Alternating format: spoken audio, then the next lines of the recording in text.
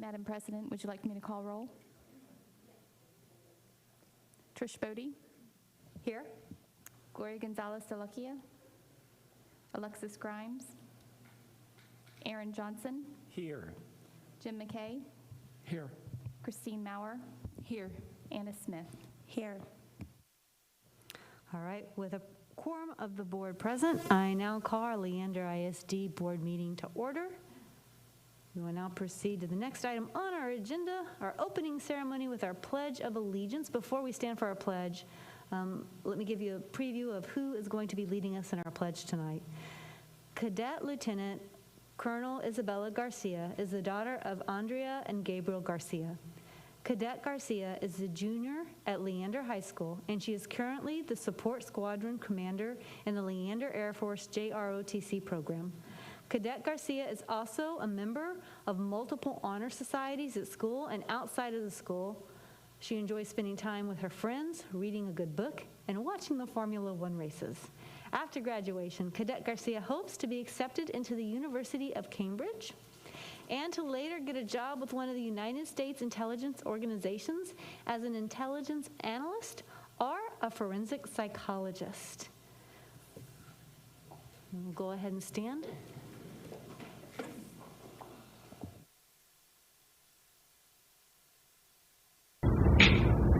I pledge allegiance to the flag of the United States of America and to the republic for which it stands, one nation, under God, indivisible, with liberty and justice for all. Honor the Texas flag. I pledge allegiance to thee, Texas, one state under God, one and indivisible. If you'll please join us in a moment of silence.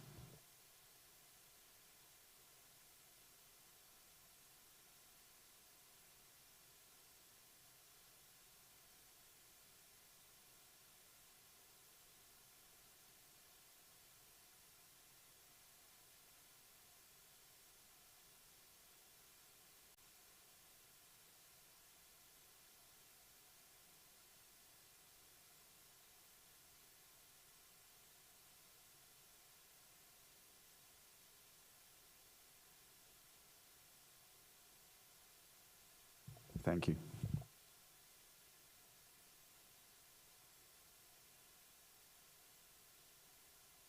Board members, we have several recognitions going on this evening, and I believe they've all been bundled into a fabulous presentation for us.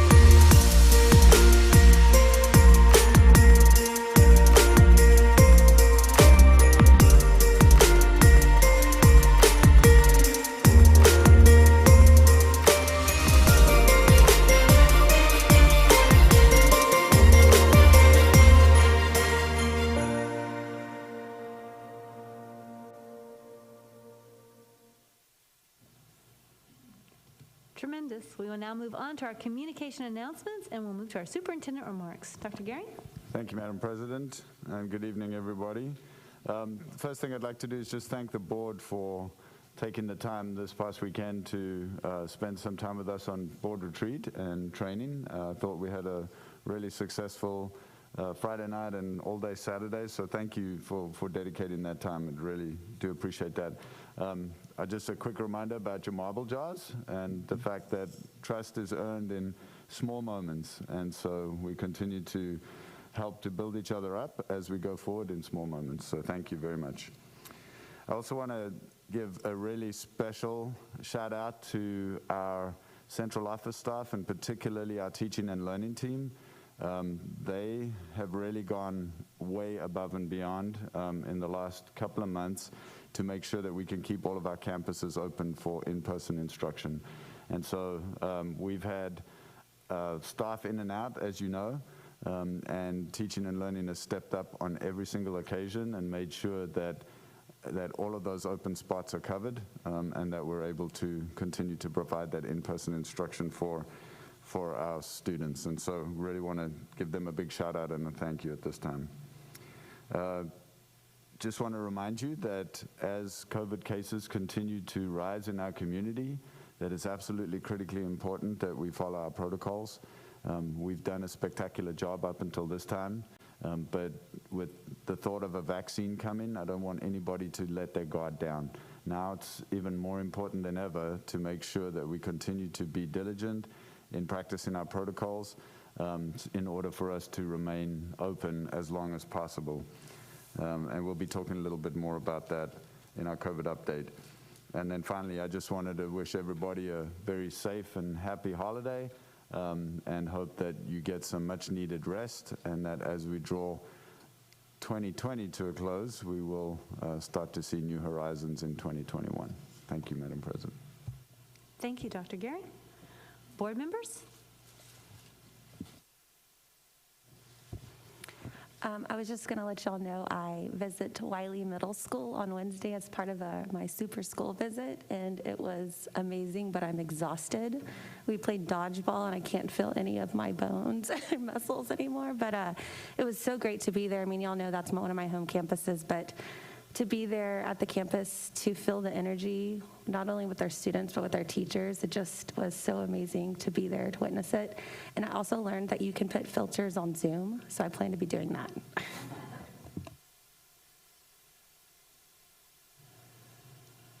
And I just want to take a second to say thank you to my fellow board members.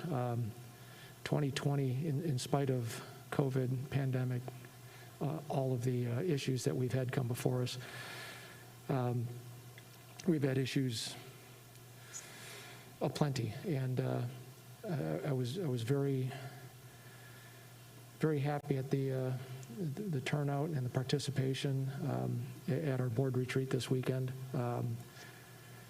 I own my share of the mistakes. I own my share of the successes as well, right? So, but it's not about that. It's about forging a new path in the next year. And so I just wanted to say that I very much appreciate my fellow board members and looking forward to anything but 2020.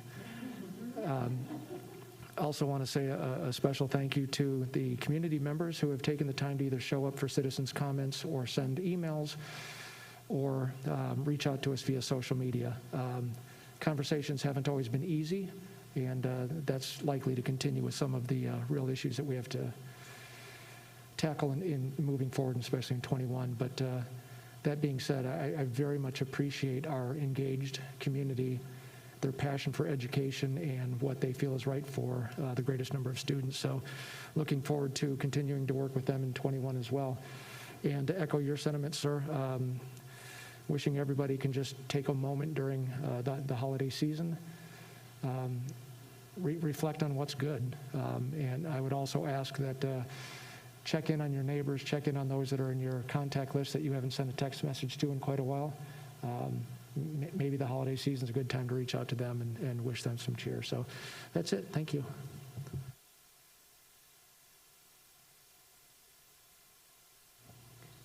All right, we'll move on to citizen comments. Please note that this format is not set up in a conversational, it's not back and forth discussion, so ask that your comments respect that limitation, and as such, please refrain from directing comments about an individual by name who would not be able to respond. Our board operating procedures enumerates further requests, but I'll sum up by saying we encourage polite and professional conduct. You have up to 3 minutes to address the Board of Trustees, and you will hear a chime when your 3 minutes are up. We have 2 speakers signed up to speak to us this evening. So we can go ahead and have them both come up. One can sit on one table over there, and one can go to that table over there. We have Joe Du is up first, and then Grace Arlon is up second.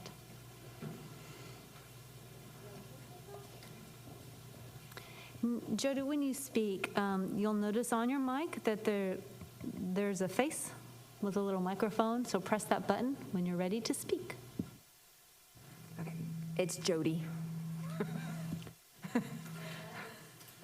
That's helpful, thank you. That makes a little bit more sense, right? Yeah, thank you very much. I was wondering how it matched up with your email, so now I know.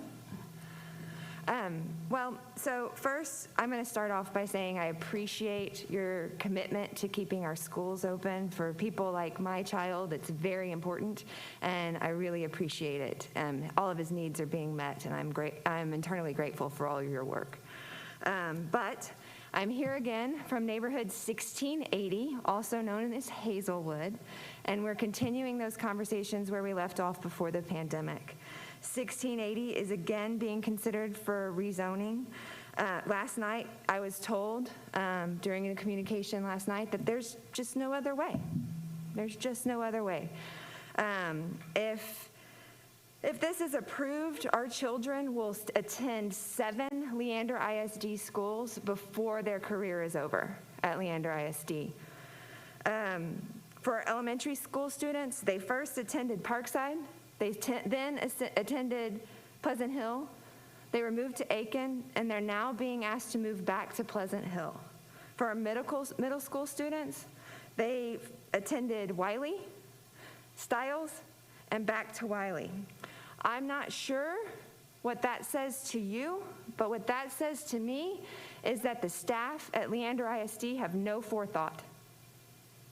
They can't see 2 years ahead of their face. There is no forethought in that decision making. It is absolutely unacceptable that you come after the same neighborhood over and over and over again. You tell us that you want to minimize change for your students, but what the true fact is, you want to minimize change for most students, but you come after the same students over and over again. They've already been moved, let's move them again. They've already been moved, let's move them again. We're only affecting the same students over and over again, and it stops now. 1680 is a small neighborhood, but we are loud, and it is not going to stop. I am going to lose faith in this board and every person looking at me if you even allow your staff to bring to you an option that includes moving 1680 again. It needs to stop. I wasn't sure how this was going to go, but I think I speak for a lot of my neighbors that we are fed up and we are sick of being picked on. And we are sick of being the neighborhood that is come after every single time when y'all start talking about rezoning. Wipe the boards clean. Get rid of what you have and start over. Look at this holistically. Stop looking at little blocks and easy hanging fruit. Stop. Do the right thing. That's it. Grace. Jody, thank you. Grace?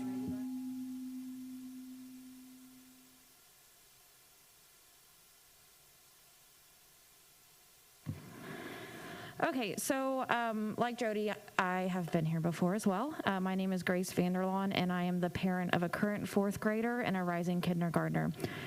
First, I want to congratulate the newly elected members of the LISD board. And second, as we are in the midst of a pandemic, I would encourage you to find ways to let our community participate in this virtually as well. If you need a lesson on Zoom, I do it globally. I can show you how we can get that to happen. Because the reality is our board members can participate virtually, but you're not allowing the whole community to speak by forcing us to come here to speak at this. So I'm also here to make a statement about the proposed elementary school rezoning.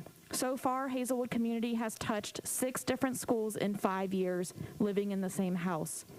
The new proposal would mean 4 elementary schools in 6 years, including a return to a school we left 2 years ago. The following are ways my children and my family are going to be affected by this fifth change in 5 years. Our life continuity will be disrupted. Their feeling of safety, security, and stability is disrupted. They will experience stress from losing friends and having to make new friends. We are tripling the commute time to the school, which means earlier bus times and disruption of their entire day.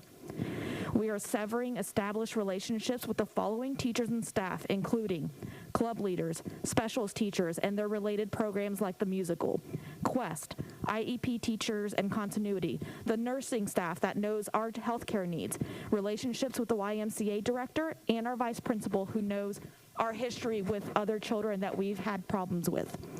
We will also have a complete change in availability and options for other programs, including after-school programs and after-school daycare options. This change does not just affect the hours between 7:40 and 2:40. The offered clubs won't be the same. For example, the Math Pentathlon is available at Aiken, where we are heavily involved as parents and as a community. The club was started and maintained by Hazelwood neighbors, including myself. I go to those meetings several times a semester, and my child enjoys the benefits of that program because we started it. We can also currently walk our children to school and encourage healthy and active habits, and we experience the bonding time and that activity that we have one-on-one from walking our children to school. I want to be very clear that this has nothing to do with this school or that school. It doesn't matter. LISD is highly ranked. What this has to do with is enduring the brunt of, no exaggeration, every single rezoning that has happened since 2014.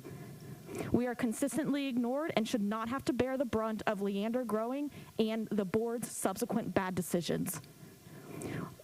Give our children and families the education they deserve instead of the constant upheaval of their lives. Thank you, Grace. You can. Thank y'all.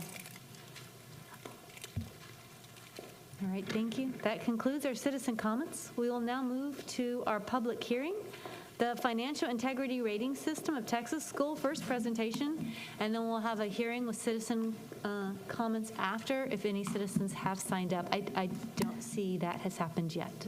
So, have we closed? It's already closed, yeah.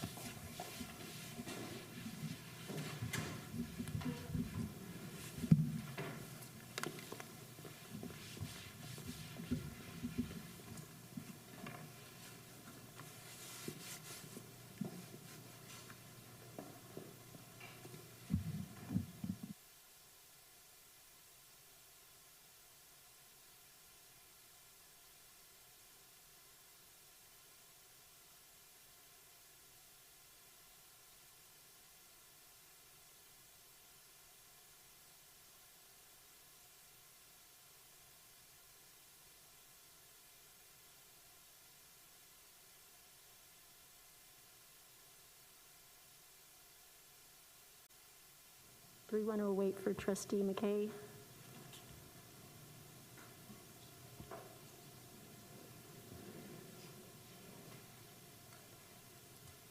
Let's go ahead and get started. And All right, good evening, Madam President, members of the board, Superintendent Gearing. I have for you this evening the public hearing on the School First report.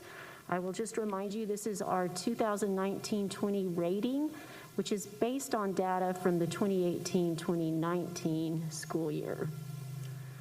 So FIRST stands for Financial Integrity Rating System of Texas. A little bit of history here. Schools First was part of the 76th legislature back in 1999, so it's been around for quite a while. It started being revised in the 83rd legislature, which included a process for anticipating future financial solvency of school districts. So the laws were, or the requirements were amended to measure financial solvency. The requirements under this bill is that there is a first management report, and this document is in the board packet and will be posted on the district's website, and there are a few copies here for distribution. We are also required to advertise the public meeting that is happening this evening and then hold the public meeting to discuss the rating. This chart shows that there have been several changes over the years. Back in the 2012-13 year, there were 20 indicators, and a passing score was as low as 70.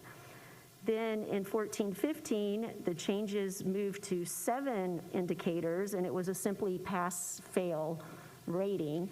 And then the amendments took place in 15-16, back to 15 indicators, and now a score of 100 is your maximum. And that similar rating continues through the 18-19 year. And then next year, we will have yet again additional changes. This is data on the ratings for the entire state, and you can see over the years, starting from 15-16 rating year to the current rating year, 19-20, you can see that the number of districts achieving a superior score has dropped from 98% to 88%. And this is a reflection of tightening up the indicators and making it a little bit more difficult to pass the first rating. So now we will actually look at the district's rating. The first 5 indicators are what we call critical indicators, and the district answers each of these yes or no. With a critical indicator, if you answer no to any of these, you automatically receive an F rating on the first. Unfortunately, the district was not able to answer indicator 4 with a yes, and this indicator asks if the district made timely payments to TRS, Texas Workforce Commission, Internal Revenue Service, and other governmental agencies. The full report explains what happened in this rating year, but in 2017, TRS changed their reporting system extensively. Because of all of the changes that year, TRS extended due dates, waived penalties. Almost every district in the state was 6 months behind in their reporting. For Leander specifically, in early fall of 2018, an additional staff person was added in this area to help with TRS reporting.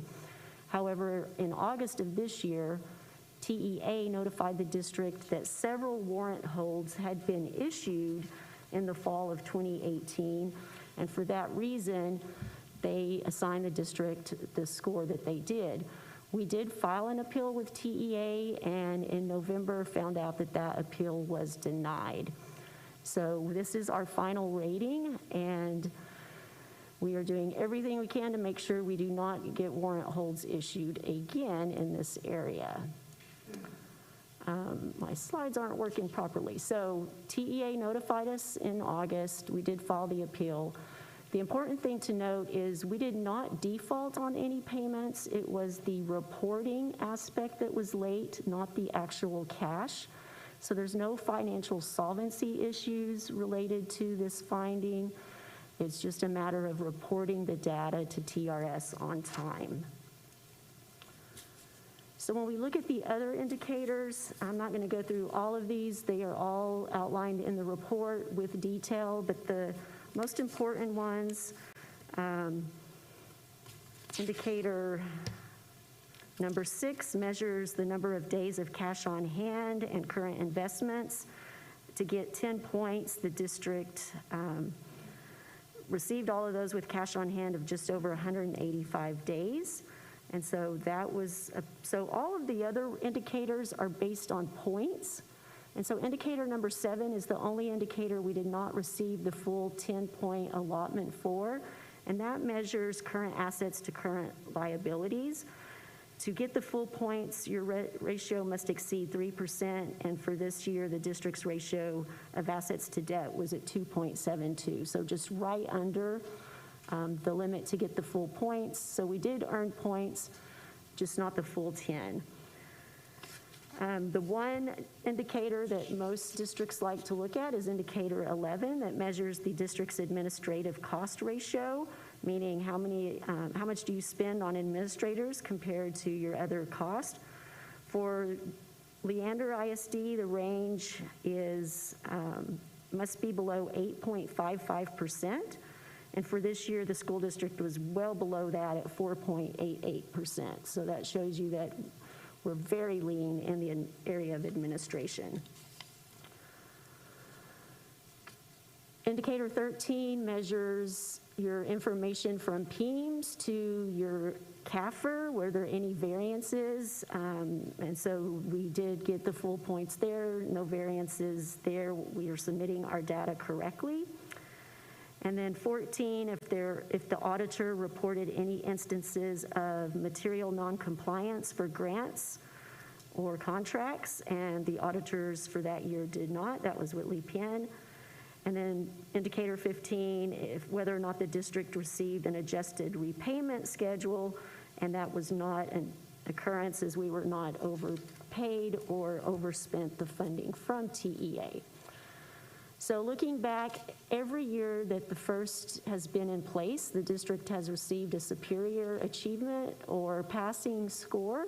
So this one year is a blip due to a reporting issue. Oh, I thought I fixed all these, sorry. So a recap of the rating. The district received 98 out of 100 points, which is sufficient to earn a superior rating. However, we did fail one critical indicator. The required disclosures, such as reimbursements to the board and the superintendent, are available in the report. And I have looked at the rating for this current school year, which will be based on 19-20 data, and we are projecting that we will once again achieve superior achievement. So what's to come? As I mentioned, the rating for this current year will move to 20 indicators. There are still 5 critical indicators. Again, if you miss any one of those, you receive an automatic failing score. There will be 9 indicators on solvency, 6 on financial competence, and a total 100 points possible to earn. And that concludes the public hearing on the first. We don't have any citizen comments. Board members, any questions? I have a question. Elaine, I know that you weren't the CFO at the time, but how can we be assured that this wouldn't happen again? Like, can you tell us what things have changed practice-wise to make sure that we wouldn't be late on one of these reports again? I can tell you the team that works on those reports works diligently every month to get the reports in by the timeline. I'm not going to lie to you, it's very challenging. There are months where we get it in minutes before the deadline of that day, and it requires working over the weekends and holidays to meet those requirements. We're evaluating a lot of our internal workflow processes to ease the burden in that. From what I understand, because I've never had warrant holds issued, but from what I understand, TEA or the entity notifies the superintendent and the CFO when a warrant hold is going to be issued, so that you do get a little bit of heads up. And so I can assure you any communication from TRS makes us take notice. So we're working extremely hard to make sure this does not happen. Can I clarify the specific issue on the critical indicator? The specific language in the report suggests late payments, and I think that was the characterization that we'd received in separate communications before this public hearing. But I'm hearing you say now that it wasn't actually a late payment, it was a late report. Can you confirm exactly what was late? I can't. That is where the data that the state is showing and the data that we have differ, and that's why we filed the appeal. We maintain that the payments were made timely, but the state is saying that they weren't. We know our reports were late because it was still that period of learning their software.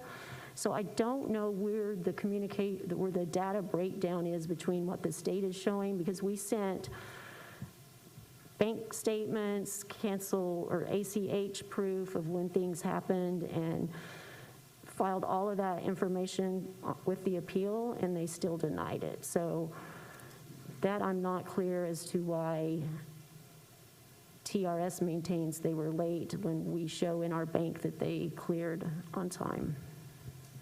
Okay, one final question for me. The warrant holds, or the notices of the warrant holds, did we not receive those notices until this past August for incidents that occurred 2 years prior, or were there notices provided in the fall of 2018 that we either didn't address, or do you know?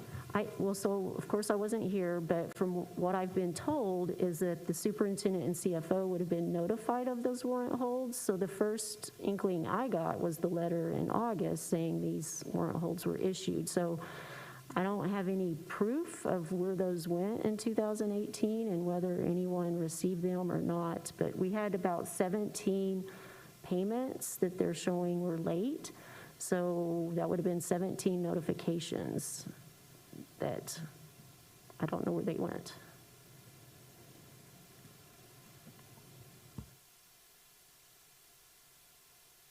To Aaron's point, so TRS is saying, though, that those notifications went to the CFO and the superintendent at that time? That's all we know is what right. TRS is saying, that that's how they notify? TRS or the state comptroller. Okay. When do they notify you when a report is late?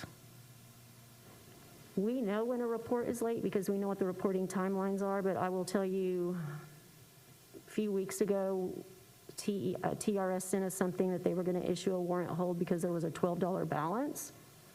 And I said, pay the $12. I don't care. You can reconcile that later. And then they came back and said, oh, no, it was our error. We're not going to issue a warrant. So TRS still has a lot of issues in their system as well. We're just an unfortunate victim of something that happened 2 years ago.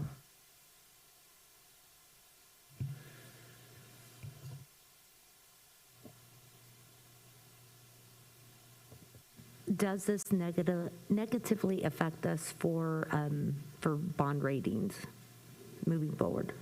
I'm going to say no, because in all the rating calls I've been in, no one has ever asked what we received on our first report. So they're looking at our fund balance, our management, our turnover and management, our debt as a whole, and our growth capacities. So when we have rating calls in the future, if this comes up, I will definitely defend it. But I do want to point out this is no indication that the district has financial solvency issues. We're very strong financially. All right, board members, that concludes item 6A on our agenda. We will now move on to the consent agenda. We have 2 items. Do I have a motion to approve the consent agenda if nobody wants to pull anything out? Madam President, I move we approve the consent agenda as presented. I have a motion from Jim. I second. And a second from Gloria. All those in favor, please raise your hand. Well, yeah, that's fine. 6 ayes, no nays, motion carries. All right, we'll be moving on to the COVID-19 update. Dr. Guerin. Thank you, Madam President.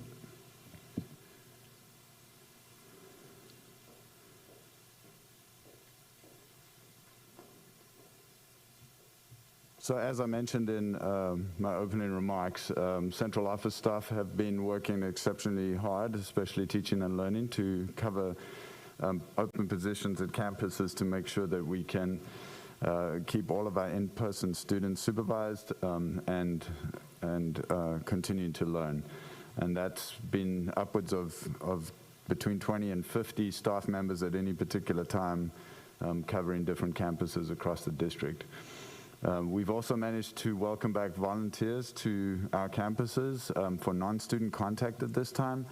And we're working closely with campuses to prepare for January especially, and so we've asked the question of, will it be possible for volunteers to help us with some of those classroom coverages? And we don't have a definitive answer on that yet.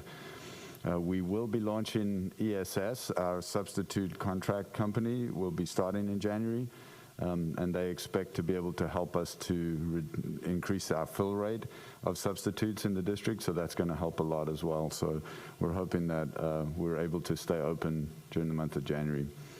We're also very grateful to the board for approving the $800 PPE stipend that will be going in paychecks this month.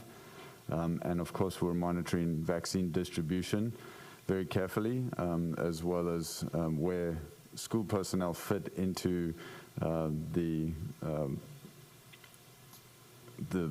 order of who gets vaccines as frontline workers, and so we'll be watching that carefully. These are our HR numbers with accommodations.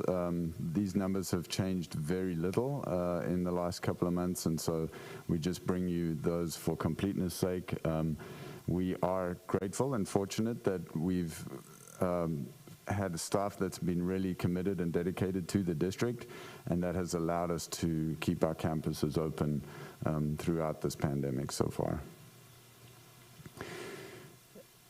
This tells the story of the projected enrollment that we had for this year coming in. Our actual enrollment, as you can see, continues to be down. We are creeping up very slowly, and I say, 7 or 8 kids a week, but we are at least creeping up, closing that gap. And then you can see that we're about 55% of our kids in person at the elementary level, right at 40% at the secondary level, for an overall in-person rate of about 46%. This is our COVID case count and exposures. You can see our student cases there, and then student exposures and staff cases and staff exposures. What I want you to notice as you come down this table in that the weeks are fairly consistent. There's some swings backwards and forwards. You can see, of course, December 11th, we had an increase in cases after Thanksgiving, and we expect to see some similar happen in the second week in January. So I don't think we'll see bad numbers in the first week we come back, but potentially in that second week is when we're looking for an increase in the numbers. What's good to know about this is that these cases are still fairly random, so we are not having a lot of clusters, which is what would potentially close campuses down. And so we continue to be able to manage the contact tracing and making sure that students and staff remain safe while they're in our buildings. Next steps, so we will be continuing notifications until we catch up to December 22nd, and then our team is going to be taking a much needed rest until January 4th, and they'll start their contact tracing again during the first week of January. As I said, we are concerned about that second week because of what we've seen during Halloween and Thanksgiving, and now as families get together over the holiday season. We are going to stay the course. We are committed to trying to stay open as long as possible. It is possible that we may have to send some schools 100% virtual as we go through January and February. We're ready to do that. We're working very closely with Austin, Travis County Public Health and Williamson County Public Health to make sure that we understand how to do that effectively. Addressing quarantine periods, we are going to continue with the 14-day quarantine period as long as possible. We feel like that's the gold standard that came out of CDC, and even though there have been some changes to that, we believe that we can manage to keep our staff and our students safe by continuing that 14-day quarantine. So again, we just want to say thank you to all of our students, our staff, our parents, and our community for being patient with us, for really supporting us during this time, for working diligently on following the protocols that has managed to help us to stay open and to serve our students in the community. And so we're very grateful to the board for your leadership and for helping us through what have certainly been some challenging times during 2020. So I'll be happy to answer any questions that you might have.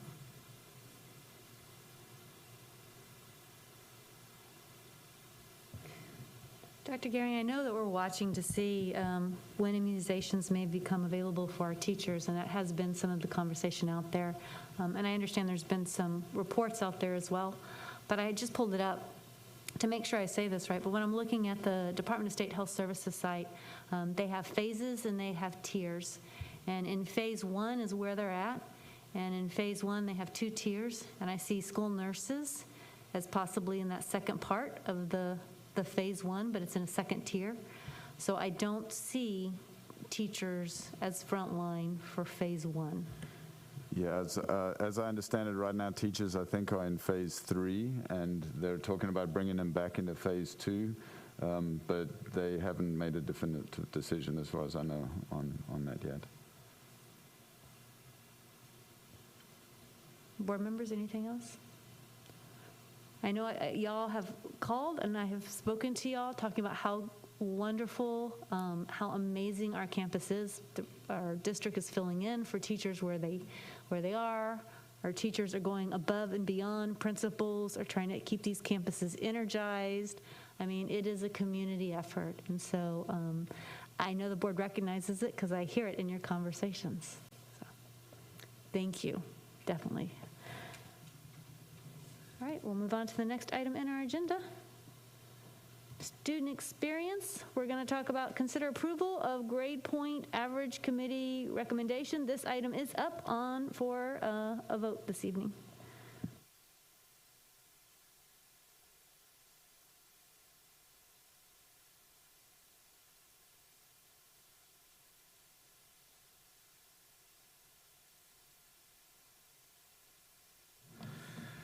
All right. Good morning, Madam President, trustees. Good evening, you mean, right? It's not morning yet. You're right. I apologize. Not even close. We got a lot more time together. Old habits. Good evening. Yes. That joke's a little stale. Okay. Last month, we provided you with a presentation on proposed changes to local board policy EIC, which updates how weighted GPA is calculated and the reporting of class rank, beginning with next year's freshmen, who are the class of 2025. So tonight we're coming to you to answer any questions. I should say Steve Clark, our Director of Counseling Services, is the ringer to answer any questions, and then we'll be requesting action on the proposed policy changes. Board members, do you have any questions? If not, I need a motion. I move that the board approve the changes to policy EIC local as recommended by the grade point average committee.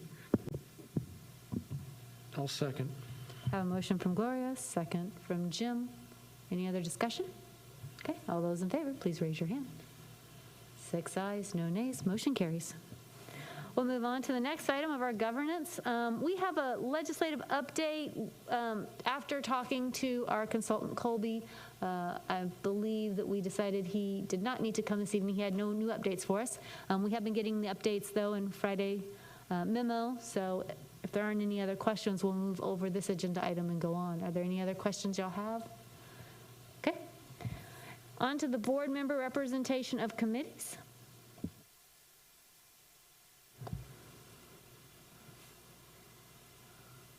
Thank you, Madam President. We just wanted to make sure that as our 2 new board members are coming on, that we review all of the committees that board members are represented on, and give the board the opportunity to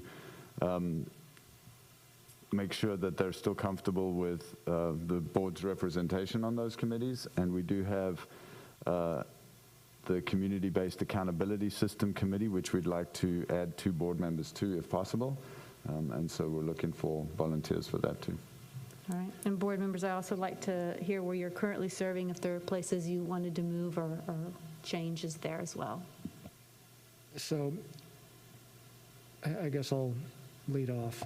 Equity and Diversity Task Force. I would I would be willing to offer up that position to either of our two new board members if they're so inclined to continue the good work that board is doing. I would love to. Thank you. Okay. And we're not voting on anything tonight, but good conversation. So yes, it's a great time to say it. And then yeah. Madam President. Oh, you got more. Yeah, not done. But wait, there's more. But wait, there's more. I want to be very clear, though, that that is in no way me stating that the work that committee is doing is not important or that I no longer believe in the cause. It's share the wealth. I've got a full plate, we all do, and I know that our two new board members are looking to be engaged, so I'm willing to step aside and let them take the ball and run with it in that area. In terms of the community-based accountability, I am interested in that if there's a position available.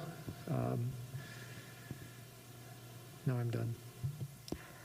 Can I talk or no? No. I wanted to listen because I don't want to y'all know, like, I like to jump in and just do 100 things at once. But I'm very interested in the community-based accountability system committee as well. That's great. And we have the GPA committee that's on here, and I think it's in italics. It does say that because of these recommendations, now this committee is going to be dissolved. The policy review committee, I know we had talked about the membership of that when we put it in place, if that's something, I don't know if y'all want to revisit it or keep it in place, but I'm under the impression that we are going to start the process of getting our policies, and the policy review committee will be busy shortly. Is that correct, Dr. Gehring? Yes, Madam President. We are hoping to keep them well engaged through the start of 2021 in making sure that we do those policy reviews as comprehensively as possible. We're going back to that we stopped right before COVID, where we're trying to look at all the policies, so that's what we're picking back up. Yes, ma'am. Okay. So that committee will be busy. And I think that's all. Are there any questions for any of the other committees that are on here? All right. So I serve on the SHAC. That's probably a 1-year commitment that I probably can't give away in the near term. So I should probably continue to do that. Policy Review Committee seat is something I could give away if others are interested, but I'm happy to continue to serve there as we go into the next numbered policy update and so on. I do also have some interest in the Community-Based Accountability System Committee, and so I'm happy to offer myself for that responsibility if that's something we want to do. So, Madam President, that being said, I would withdraw my request for that committee and so that Aaron can serve on it. All right. And for our new board members, Alexis also, and any board member, Alexis says she's willing to change. If there's something you had your heart set on, please just let her know. A question. I think the specific request was for 2 board members on the Community-Based Accountability System Committee. Correct. But do we have room for a third, or would administration consider a third that would allow Jim to serve as well? Absolutely. We'd be happy to do 3 if that's what the board would like to do. Sounds great. Thank you, Aaron. And there was some discussion, speaking of committees and liaisons, there was some discussion earlier this year, maybe late last year, regarding a liaison with our city councils. Is this the appropriate time to ask that question again, or is that, I really think we're missing an opportunity to have a board member liaise with somebody from Leander and Cedar Park city councils. I just think it's an opportunity we're missing. Well, we do have the Key 6 meeting that we do, so there's a meeting there, and then we informally meet with Leander. We don't have a same structure set up with Leander as with Cedar Park, because that's what Cedar Park set up. Hopefully Leander, it would be great if Leander wanted to set up something like that. But I'm wondering if you're wanting something more than that, so. I would be interested in having a dialogue with Cedar Park and also Leander, where one of their city council members is the liaison for LISD, and we have a LISD liaison to speak to them. Those would be the funnel points where we could have conversations rather than just once a year. The issue that we're facing in Leander with some city council action is that comes right to mind, that this is an opportunity that we could have had this off with some liaison conversations much earlier that could have got on our radar and come up before the board, and we could have addressed that in a much more efficient and professionally courteous manner, quite honestly. So sure. It's just, I'm not foot stomping it. I just think it's an opportunity for us to, in our core values, we were talking about community partnerships, right? So just wanted to throw that back out there. Great. Dr. Gehring? So perhaps we can bring that to the next Key 6 meeting, for sure, at Cedar Park, and then I can reach out to Mayor Hill at the City of Leander and see if we can find a way to do that. Okay, great. All right. There's no other conversation. We're not voting tonight. Again, it was just up for discussion. We're moving on to the next agenda item. Consider and possible action, grant the superintendent the authority to extend and administer additional COVID leave. Dr. Gehring? Oh, no, Carrie Lynn. Yeah, so Carrie Lynn is coming up.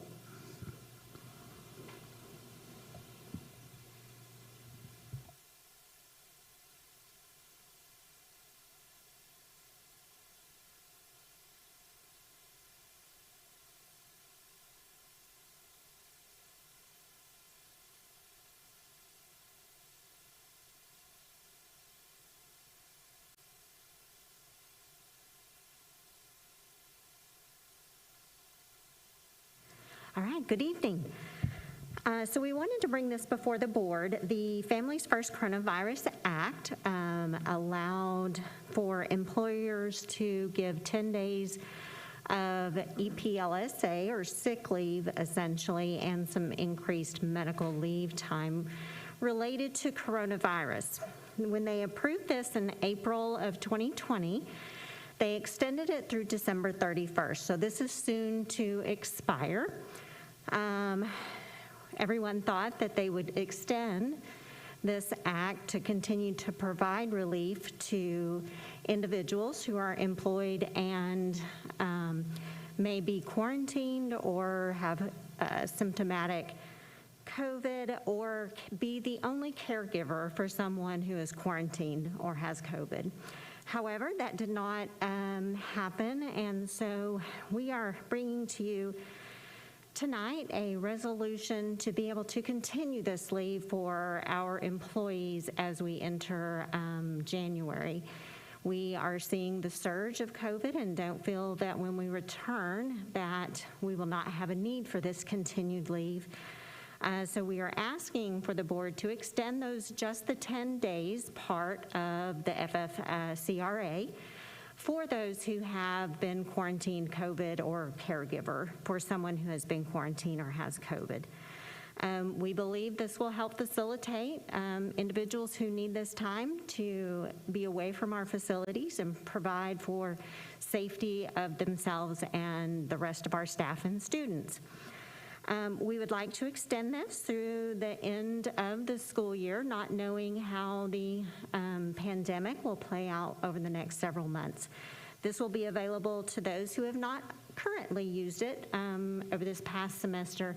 It will be allowed for anyone who has not used it and has need for it. We are asking for action tonight, so this will be in place as we return January 4th. So, quick question. We have the latitude to say we want to do this for our teachers and staff, correct? Given the fact that we may have single parents that need to quarantine for 14 days, and we're going to give them 10. does it throw a wrench in the work to make it 14 days to match what a quarantine would be? And I guess the second part of that is if people have already used 10 days, they would get the extra 4 days if they need them, right, for equity and parity. But just seems if the quarantine is 14 days, shouldn't the leave request match? Well, so remember though that the quarantine is 14 calendar days and this is 10 leave days, so it actually is 14 days. It covers it already. Disregard. As well. I'll go back to sleep. Thank you, Jim. Great question, though. I have kind of a couple of procedural or maybe legal questions, right, about what gives the board the authority to do this and what exactly are we doing? Because in some of the language, if I look at the motion, for instance, the motion says that the board approves the recommendation to adopt the resolution to extend 10 days of EPSL for all employees as well as teacher fellows.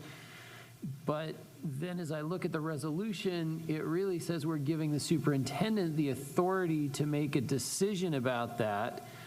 And so I'm just trying to make sure I understand exactly who has authority to do what, and are we 100% confident the board has the authority to give this power to the superintendent?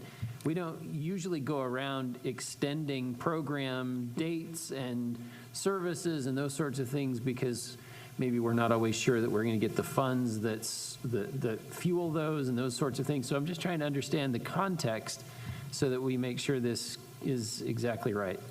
Absolutely. I'm happy to have Sean come in up and also weigh in on those questions. So Sean and attorneys at Walsh reviewed the language for the resolution because it meets a safety precaution, if you will, for employees and students. You do have the ability, you're adopting the resolution that lines out what we're doing, the extension of the 10 days. So you're allowing you're giving the superintendent the ability to administer the outlined in the resolution. And Sean, I'll let you. And Sean, as you tackle that, if I can just, I've read some articles where there are other districts who are doing the same thing, so we're not charting a new course. There's some districts, I think, I can't pull up their names right now, so maybe you can elaborate on that as well. Yes, ma'am. There are multiple districts throughout the state that are implementing this.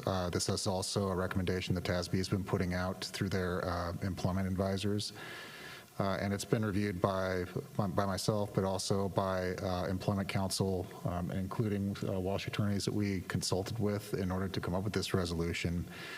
There's nothing prohibiting you from granting this authority to the superintendent.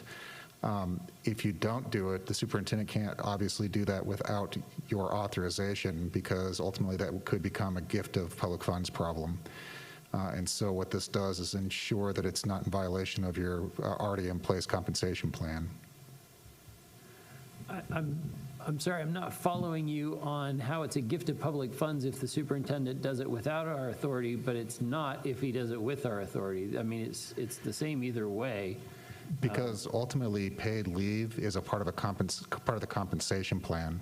And so paying for something that falls outside the compensation plan has generally been found to be a gift of public funds issue, and that's why we can't do that without addressing it in resolution. That makes sense. And so the authority for the board to take this action is in essence authority we already have. We're just choosing to exercise that authority due to these conditions. That is correct. Okay, I think that's the question I had. And then as to the specific language, it looks like the resolution authorizes the superintendent to do this, but I don't know that it necessarily requires the superintendent to do it in every instance, or what discretion is there or not in terms of the resolution? So the definitions that we used came from the FFCRA Act. We used the same language to establish that It gives the superintendent to grant leave to all contract and non-contract employees, as well as the Texas teacher fellows, because they fall under the contract with Texas State. And then it outlines those 5 reasons. So as long as they fall within those 5 reasons, which was taken from the FFCRA language, then we would extend that leave. Okay, thank you. And I'm assuming this is something that we're going to track, so at the end of the year, we'll know how many days, how many teachers, how many staff. Yes, absolutely. And just for your information, we've had 167 employees access it this fall semester. Right. It does impact our lowest paid employees most, because most of our professional teachers, they're able to work from home. And so this is a really great option for our food service workers, custodians, transportation who are not able to do telework. Right. And obviously, I'm a fan. I was trying to give them an extra 4 days. So, Right. That being said, Madam President, I move the board approve the recommendation to adopt the resolution to extend the 10 days of EPSL for all employees, as well as teacher fellows who have not previously used the 10 days, through June 30, 2021. I have a motion from Jim. Is there a second? I'll second it. I do have one more question before we take our vote. Second from Aaron. Any other discussions? Thank you. Can you give me any information about the anticipated cost and how that cost is funded, or if this is an incremental cost to our current budget? So it's an incremental cost, and it depends on, if those positions need to have a temporary come in and fill the place for them, because it's primarily our lowest paid employees, that cost would be incremental. And most of those positions don't need a backfill to that, so it's not going to be an extensive cost for us. All right, all those in favor, please raise your hand. 6 ayes, no nays, motion carries. We'll move on to our next agenda item. Consider approval of capital project bond fund budget amendments. As Elaine is coming up, may I just say thank you to the board for really taking care of our staff. These actions that you take really show your support for all of our staff in the district, and so really appreciate that.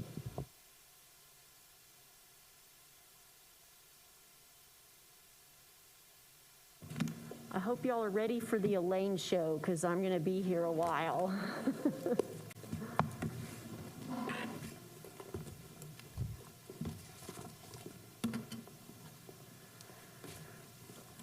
Okay, board members, this item is the first go at doing true budget amendments between bond project funds. On December 3rd, we had a workshop and talked about this in concept, but we've had the opportunity to bring forward some amendments. So what we were doing is closing out several projects that are complete and budget remains. And so you can see of those, the largest one was the Cedar Park High School Flex Labs that were completed with other funding sources. So closing out those projects, the other large one was the North Satellite Transportation Center, which is up and running and complete with budget remaining. So the effect of that is adding $6.1 million to that project savings bucket that we talked about. But then this would officially move the money from the Flex Labs to the Warehouse and Science Materials Center for the land purchase there. The board has approved that through moving forward with that land purchase, but the budget was never covered or moved to reflect that. In this budget, we're also asking for a repurpose of funds in the IT area so that IT can move forward with an IT assessment. And so moving funds within their budget for a project that's complete to this specific project. And then we're asking for an additional $44,000 from those project savings to cover additional costs that have been uncovered as the water bottle filling stations are coming in and starting to be installed. So the net effect of all of this is to increase that project savings balance by $3.7 million. And I'll just remind the board, those funds are reallocated as we bring projects to the board, so they'll just sit in that line item. Board members, this is kind of the culmination of several weeks, if not months, of discussions when you look at all the different projects. Are there any other questions? If not, I need a motion. Not a question, but a statement I wanted to get onto the record. When we had this conversation last, Dr. Goering and I were both attending the meeting via remote, and I had questions that I was asking, and given the media what it is, Zoom meetings and all, I feel as though my questions or my comments may have come across as grumpier than what was meant. I want to make sure that you understand that was not the case at all. But still feel as though I owe an apology, because trying to get those questions answered over a Zoom meeting may have sounded different than what the intent was. But I very much appreciate the work that went into this, and for getting me the answers to the questions that I was asking. So I just want to make sure that was out there in the public record. Noted and not necessary, but thank you. Madam President, I move that the Board of Trustees approve the amendments to the projects under the capital project bond funds to close out several projects to project savings, allocate funds toward purchase of land, and amend certain projects as presented.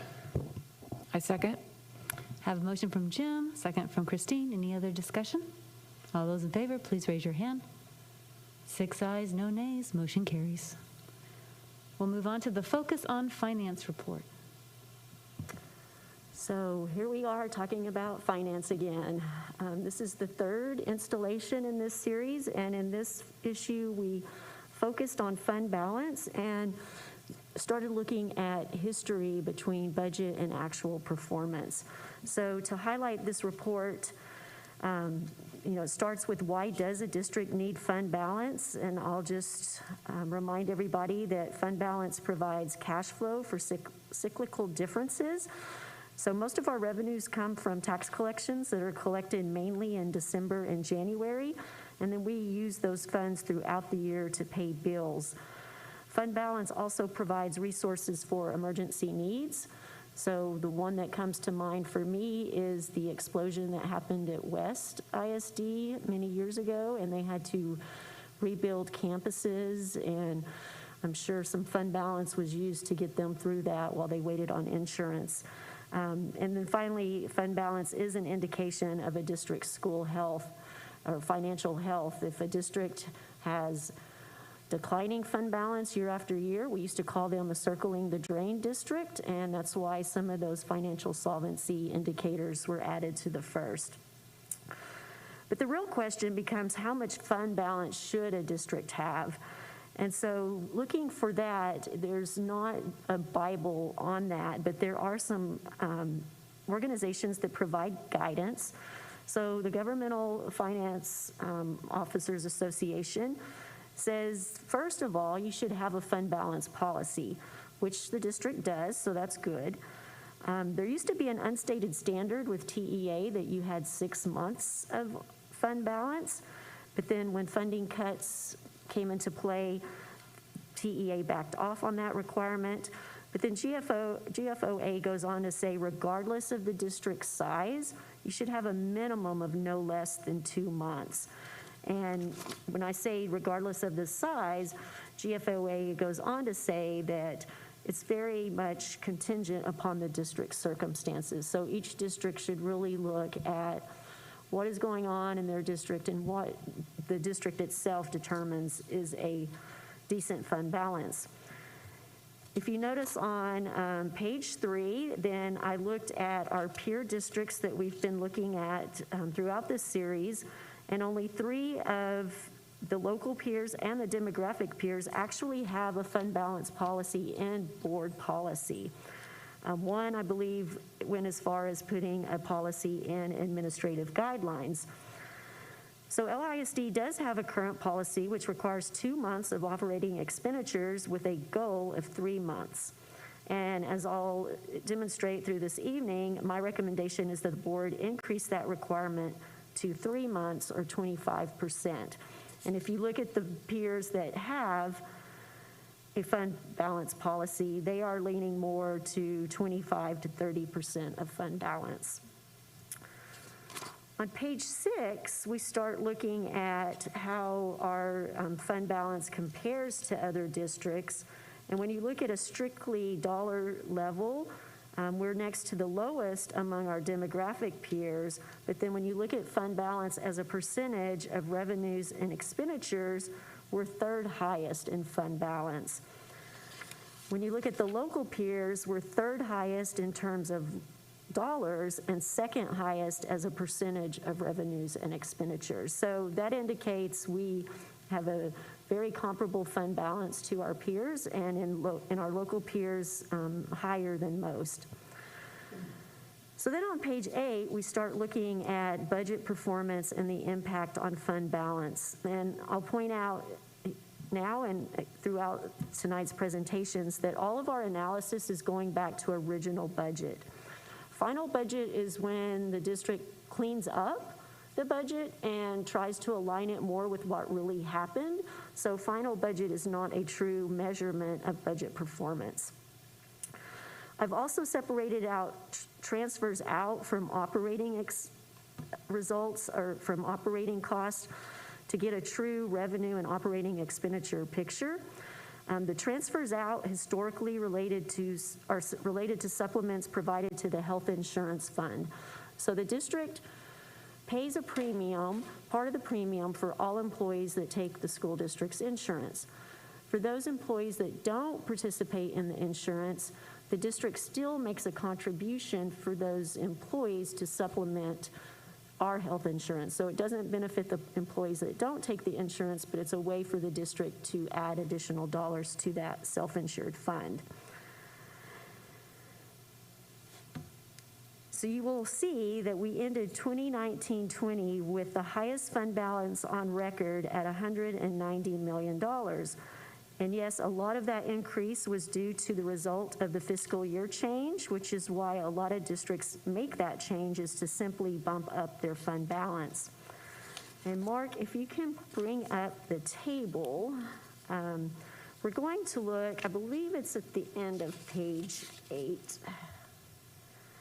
There's a table that shows the original budgeted surplus or deficit, the actual operating results, the difference, then the transfers, and what fund balance actually ended up being. So you can see this up on the screen.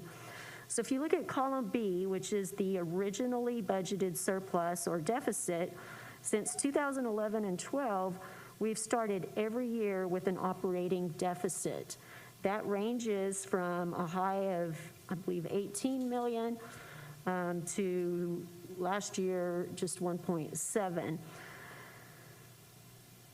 Original budgets adopted vary greatly in those years, but if you look in C, in every year except 2017-18, those deficits have turned into operating surpluses. So then that made me say, okay, why are we turning this around? And so we're going to look at that as well. In column C, you need to subtract out the transfers out in column E to get the total change to fund balance in column G. And so in G, you can see each year how fund balance has grown.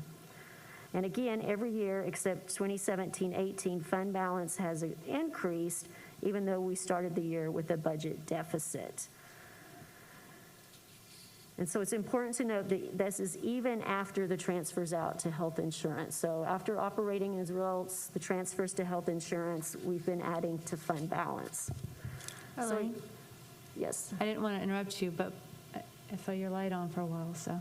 Yeah, before we move on, I just wanted to make a comment about the history on these rows just a little bit and call attention to column G in particular.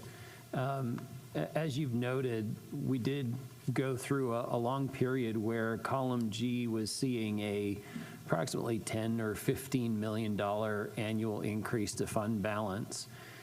which is a nice thing, except it felt a bit, at least at the board level, like we kept setting the budget in one place and we ended up always 10 to 15 million to the positive and sometimes more to the positive than we expected. As we drilled down into the causes, we identified several root causes and then plotted to solve for those. And so you'll note that beginning in the 17-18 year, we actually ran a deficit to fund balance that year. And basically, in collaboration with the CFO, we tightened that up intentionally. We recognize that the biggest contributor to that sort of structural delta between budgeted and actuals was in payroll, and it was around the fact that when folks left the district, when they were no longer employed by the district, it took a certain amount of time to backfill those positions, and so all of that was essentially accruing as unpaid payroll. And so the collection of those over the course of the year was leading to this ongoing cycle of increased contributions to fund balance. And so I would note that there was essentially a notable change for 2 years prior to last year, where we saw the $40 million increase, which was a planned and expected change because of the change to fiscal year. So there was a very calculated effort to tighten that up, and an effective effort, I should add, that may not be immediately visible in the data. Well, not only that, if you look going back to 17, 18, each year, that, and again, the $40 million year being the anomaly, but that number, to your point, Aaron, we did tighten it up significantly, but it is looking like it's continuing to creep back up into business as usual. So that is a concern for me. In 2016, when I ran for the board the first time, this was one of the things that what was a real concern to me, is that we would say we don't have enough money, and at the end of the year we've got more money than we know what to do with. I know what to do with that money. We put it in the classroom and get more teachers. So if I have a little bit of concern that these numbers continue to go up, right? So that's something I'll be interested in seeing where we go in the next year. Well, I did stop Elaine a little bit in her story, so I bet she has more stuff for us here. And I have every confidence that she has the answer. I'm setting her up for the win. Okay, sorry, I was trying to get my place. So yeah, so for me, not knowing the district of the history of the district, dyslexia kicking in, started looking, okay, so where are the variances and what are contributing to this? And so the first place I looked at revenues. So what is our original budget for revenues and what do we really get? And so you can see, and I'm sorry, my copy has printed weird, so I'm not sure if I'm on the right page, but on my page 5, if you look at revenues, they consistently outperform, and you are correct. 17-18 was the closest the budget has come, so that was a great year. But revenues, what this indicates to me is we start the year with very, very conservative revenue estimates. And you know what? That's a great practice. I've done it for years. You don't want to be too aggressive in your revenues, but can we tighten this up some? You can see that difference did get tightened up in 17-18, but then 18-19, again, jumped back up, and then last year was just an anomaly because of COVID. Revenues were impacted. So then I looked at expenditures, and there's not any real trend from 10-11 to 14-15. You can see in some cases the actual expenditures exceeded the original budget, so that means you increase the budget somewhere along the way. And then you can see in the more recent years, again, 17-18 was very close, but still some budgets left unspent. So then it's like, okay, so let's dive into the expenditures and see where those details are happening. And so to your point, Aaron, on page 11, the savings, the largest area of savings is in payroll, and you're right, this is due to vacancies in positions. They don't get filled or employees exceed their PTO, so their docked pay. And so there's a lot of thought about, do we continue to budget payroll at 100%, as if we're going to have every position filled 100% and they're going to be at work 100% of the time. And so that's some of the things that we're looking at as we're budgeting is, do we tighten up this payroll budget? There's also a large amount left in payroll from health insurance, but you're going to see later that that budget is being used through the transfers out, which were not started budgeting for until 1920. There are savings each year in utilities, and we're already tightening up that budget. And if you ask Jimmy, it probably makes him a little bit too nervous, but again, trying to squeeze the fluff out of the budget. The savings in the other areas are really normal. Your campuses are never going to spend all of their money because we have controls where they can't overspend an account. And so because of our internal controls, departments and campuses can't really overspend. So there's always going to be some savings in those areas.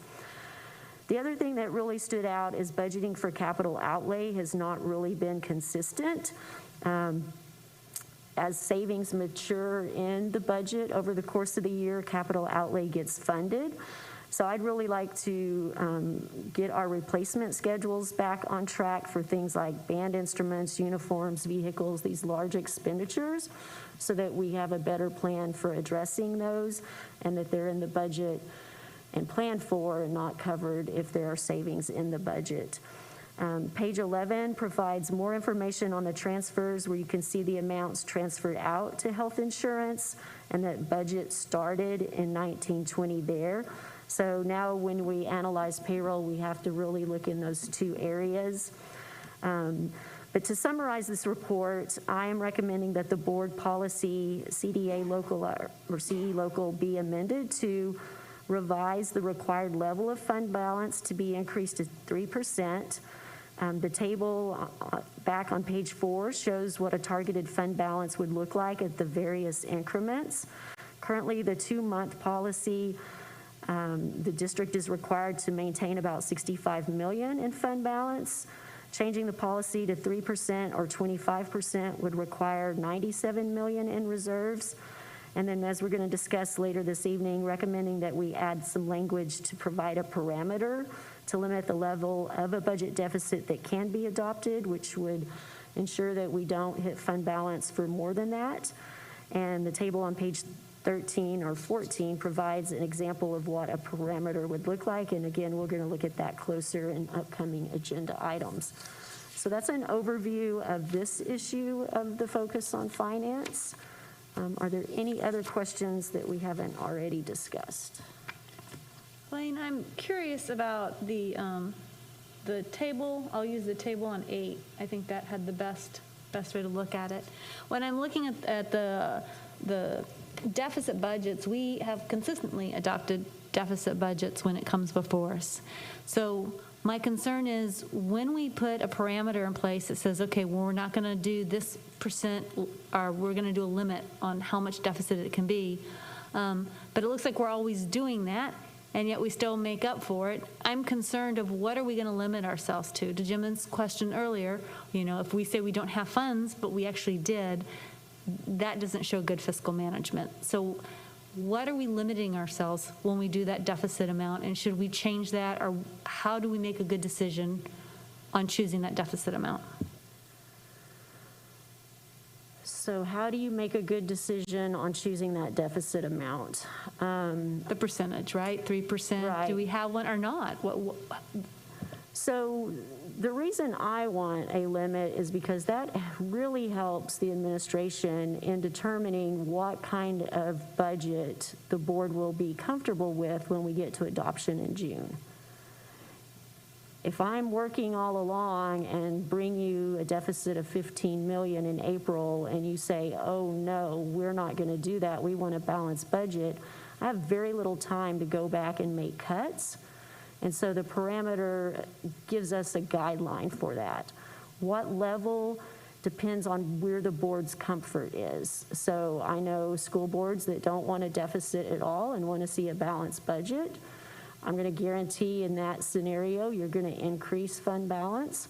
So what is the comfort level? Is 15 million okay? Is 10 million? And so that's where those different percentages tied back to revenues come in, just to get, because if we set a parameter, then I know that I can't present you a budget that exceeds that. And then we know at the end of the fiscal year, most likely that's going to become a balanced or a surplus budget. And so that's the discussions that we need to have between now and January. So tonight is introducing these concepts. And then January 14th, more discussion on that. And then hopefully by the 28th, a decision.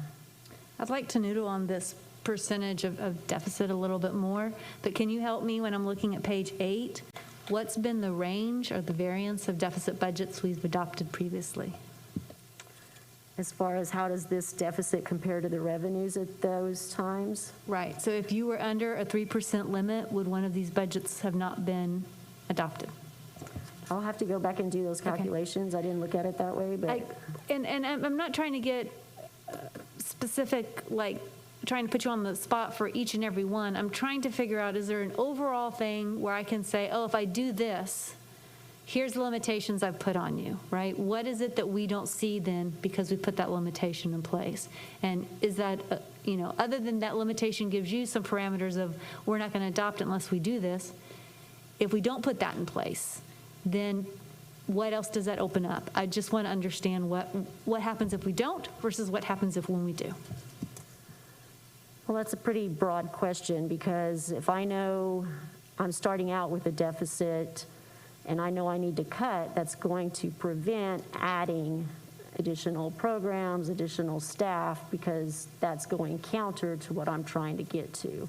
If I put together a budget and it's well below that deficit level, then maybe I can come to the board and say, okay, we're still below this level and we want to add X, Y, Z. Are you okay taking the deficit up to the level that's been approved in order to add things? So you can tell we've always started in a deficit position. So to get to a balance is going to be extremely difficult. So where do we want to start? Or where do we want to end? And that's really, I've got 7 board members here, and I could probably have 7 different opinions. So we've got to come to some agreement. So a couple of thoughts that have helped me over time. So because we're a growing district, our budget revenues and expenditures grows every year. And so when we set a target fund balance number as a percentage, and that also grows over time. So if you think about it, the only way to keep that fund balance, it has to actually grow over time to keep the district solvent. And so you do want to add the right amount of fund balance back. But as a public entity and as a school district, we're not a for-profit corporation. We're not trying to make money. But we do have to add some fund balance back every year if we're going to remain solvent over time. So the trick that the CFO has to balance is, how do you make sure that we provide the necessary programs and the education at the level that our community expects for our students, while at the same time being fiscally responsible enough to keep that fund balance growing at the right amount so that we maintain fiscal solvency over time, but we don't want fund balance to grow too big either. So because we're going to be conservative on our budgeting, and remember, budgeting is just a guess, it's just a planning tool, right? It's not necessarily the end result. But this, when you get good at this, then we should be able to end up with this right surplus amount that adds the right amount to fund balance every year. So as we go, it's going to take us a little while, several cycles probably, to get that just right. But we have to start with a good parameter. And to be honest, we do not want to end up in the position that we ended up in last cycle, which was we brought a budget to the board in May and June that the board was really not comfortable with. And we don't want to end up in that position. So what we're doing is really asking these questions early to say, what is your comfort level? Where do we want to really be in terms of fund balance a target, and then how do we structure the board policy in such a way that we have guides early on so that we can plan through that and bring you consistent and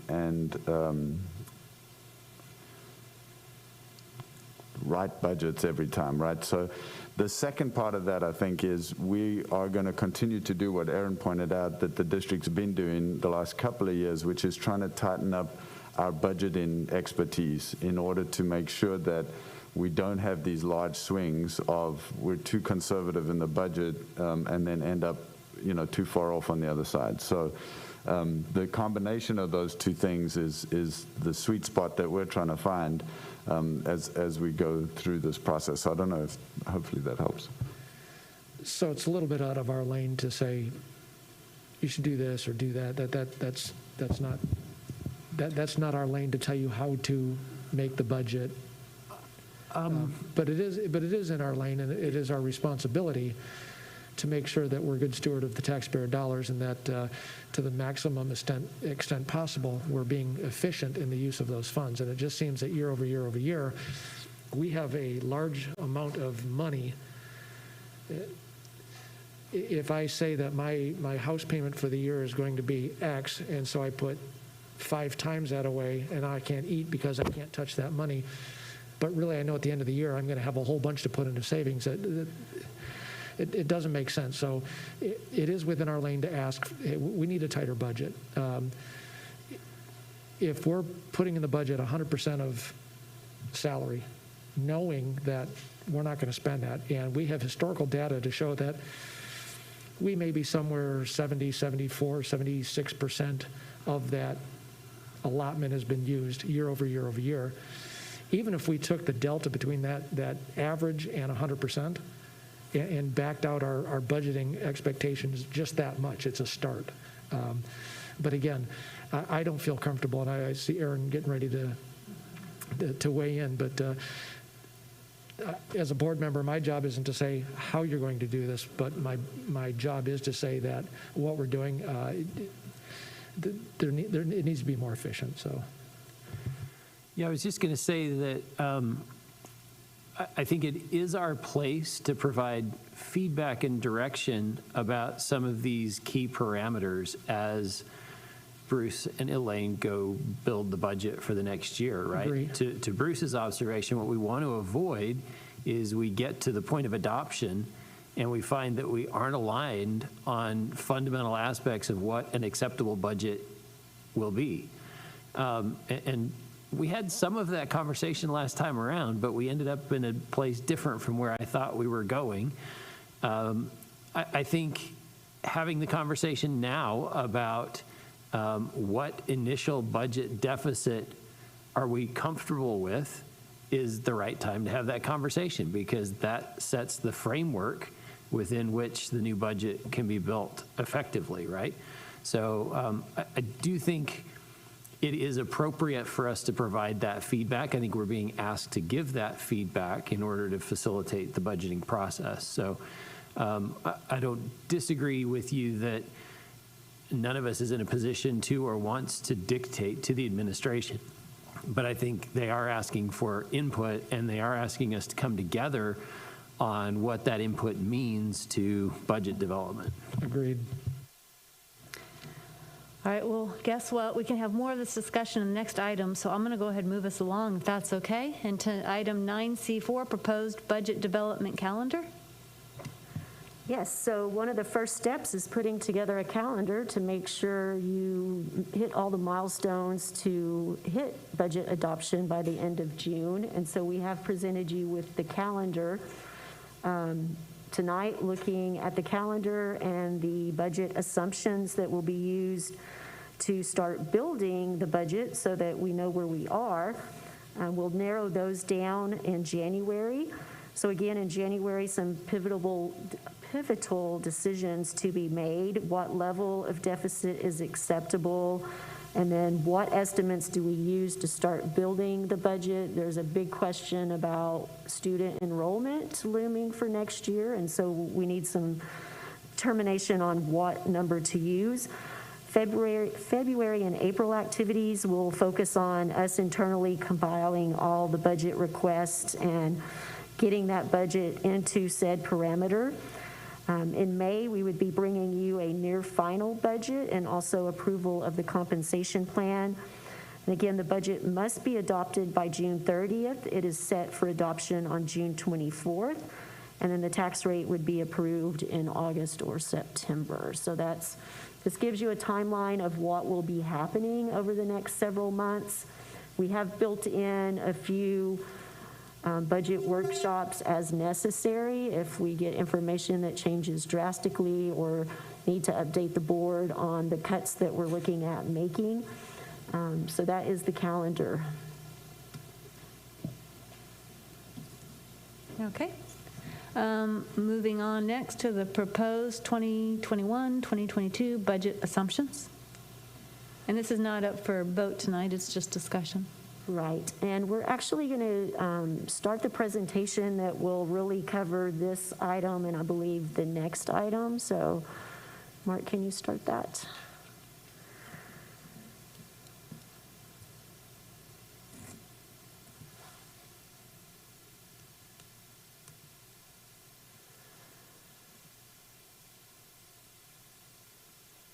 So, I wanted to share some headlines that I'm seeing and some of the comments I'm hearing from my fellow CFOs. Many seasoned veterans of school finance have said in the past few weeks that the 21-22 budget is going to be the most difficult budget they've ever put together. And I wanted to share this with you just to preface the material that follows to say this is going to be a difficult budget. There are lots of unknowns. But as I peruse Texas ISD, you know, headlines like school districts worry a fiscal cliff could await them in January, and that's referring to the TEA hold harmless that is expiring. COVID-19 puts schools in a financial bind that will require hard budgeting decisions. As you're going to see, our local revenues have declined substantially. And it's not only budgeting, standardized testing, students failing. All that to me as the chief financial officer indicates that school is going to get harder, not easier. And when our students are struggling, that means we need more resources. And so this is going to be a difficult budget year because there are so many uncertainties. So moving into the plan, so we just looked at the budget calendar. That's the first step. How are you going to achieve adoption within the time frame? And then the assumptions. So we know we need to start the journey somewhere. And so the assumptions tell us what we're going to use to estimate what will happen. And the big one here that's unknown is student enrollment. And so the other items that we have to start with an estimate is what will our tax values be? We have to build in whether or not there will be raises in the compensation plan, and are we adding or reducing staff numbers? So those are all part of the assumptions that you have before you tonight.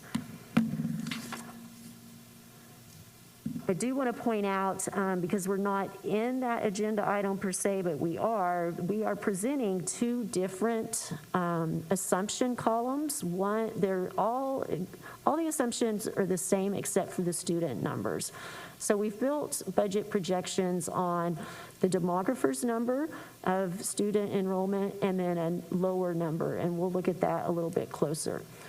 And then the budget parameter, we just talked about that. That would provide a lot of guidance in building the budget.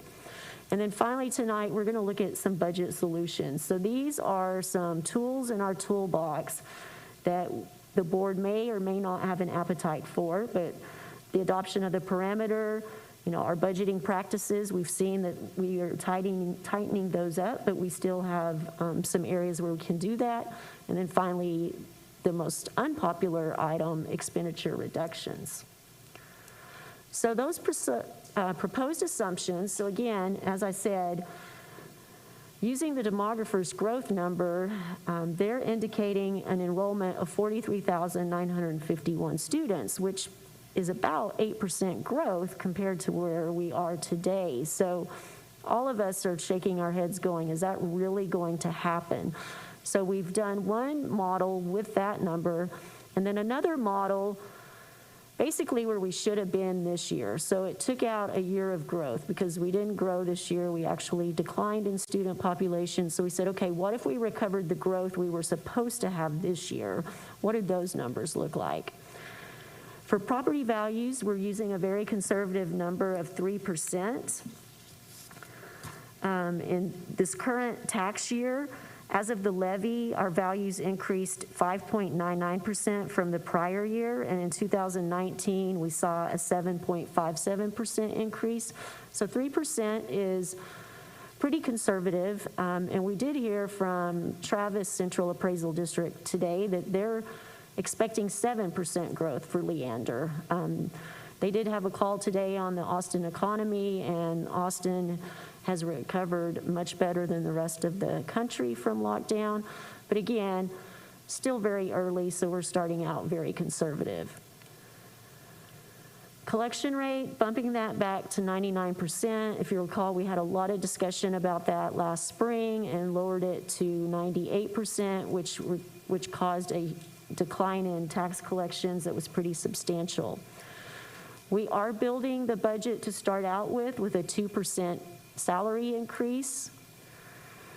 There's $1 million in the numbers for pay adjustments that we do internally for adjustments. We are running these models with 8.4 million of new positions, and this is formula positions based on the projected student numbers. New campuses that would be opening, the money to staff those. We have modeled this with an increase to the health insurance fund of $1 million, and the model reflects the major maintenance commitment of 2 pennies of M&O tax collections to service maintenance projects.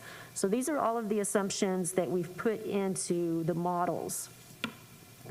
Any questions on those before we proceed? So what happens when we put those in is we come up with revenues of $376 million. You can see the majority of that is in local revenues, which would be tax collections. Payroll, with all of those assumptions, comes in at $352 million. Utilities at $8 million. So total expenditures of $397 million. So you can see, with all of those assumptions, if that's the budget we adopted today, we would have just under a $21 million deficit, which is really close to where we started this year. But this year's included the transfers that you see at the bottom. So again, if we do business as normal, the transfers out to the health insurance plus the additional $1 million, and then the transfers out to the major maintenance fund. So that brings us to a $33.5 million deficit. Well, what percentage is that? Do we know, give or take? Trish, you put me on the spot. Oh, no, I do not do math in my head. No, I'm sorry. No, I tell you why I asked. It's more than 3. That's what I'm thinking is, right, if it's more than 3, and if we had given you then, if you had a budget restriction of 3%, then that means the budget that we operated with on this, we couldn't have operated with it. There would have been reductions. There would have been reductions, correct.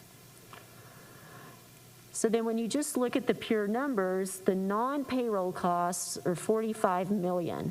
So that deficit of $33 million represents, we would need to cut 74% of non-payroll. Well, that's not going to happen. Those are things like utilities and transportation. So we know that's not realistic. And then when you add in the transfers for health insurance and major maintenance, so it becomes clearly evident that we can't tackle this $33 million deficit without eventually touching payroll or staff. So what is the problem we are here to solve? Well, obviously, it's a preliminary deficit of $33 million.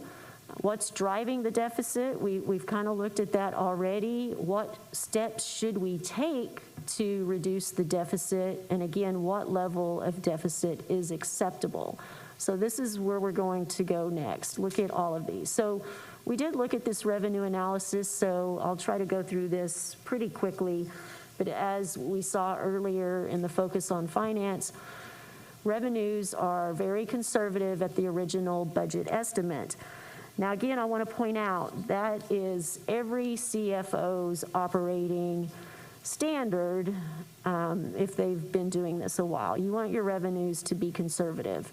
If it were a normal year, I would probably say, yeah, we can probably get more aggressive on our revenue budget. But knowing that we have a legislative session coming up, we don't know when and if this area will feel the economic impact of COVID. So I'm a little hesitant to get too aggressive on revenues, and I think you would all agree. But historically looking at revenues, so I wanted to see how are revenues changing. So you can see from 17-18 to 18-19, revenues increased by $23 million. The next year, that increase dropped to 11. In 1920 actual to 2021 budget, we only saw a $10 million increase in revenues.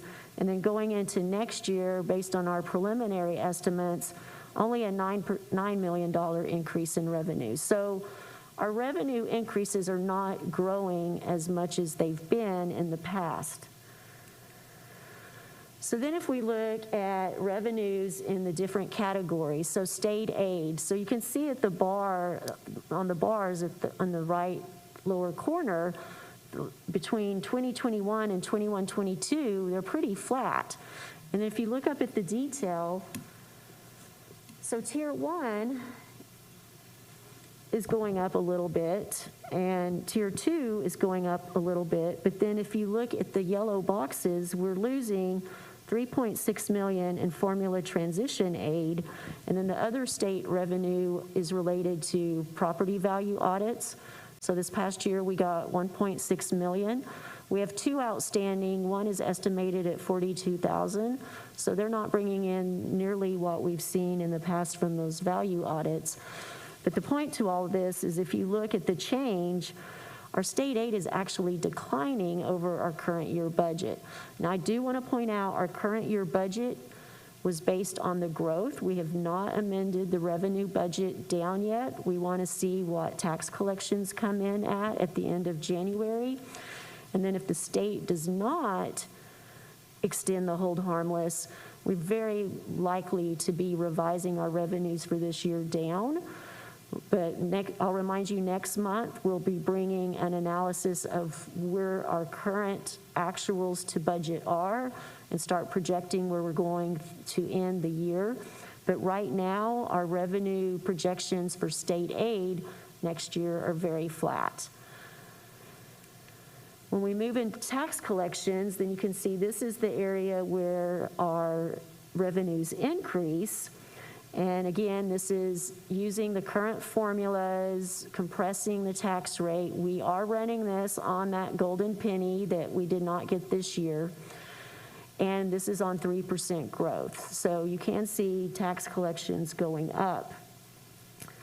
But the next slide is the one that's the most interesting to me. So I looked at local revenues outside of property taxes to see what is really going on here. And the highlighted lines are areas that have really been impacted by COVID. And the first one is investment earnings. So right before COVID, we were starting to feel good about interest. Rates were going up. And then COVID hit and rates were slashed. So you can see in 18-19, we had $5.3 million in interest income. And for next year, we're only projecting $750,000. So that's a huge hit. The other area where we're experiencing declines is other tuition and fees. And this is things like after-school enrichment, summer school, athletic camps. So a lot of those activities came to a halt with COVID. They haven't really picked up yet, and we are starting out very conservative because we don't know in next fall will we be able to start these activities again. And that's the same for rental income. Rental income in 18-19, which was our last full 12-month normal year, was just over $1 million, and right now we're projecting for next year $60,000. That's a big drop.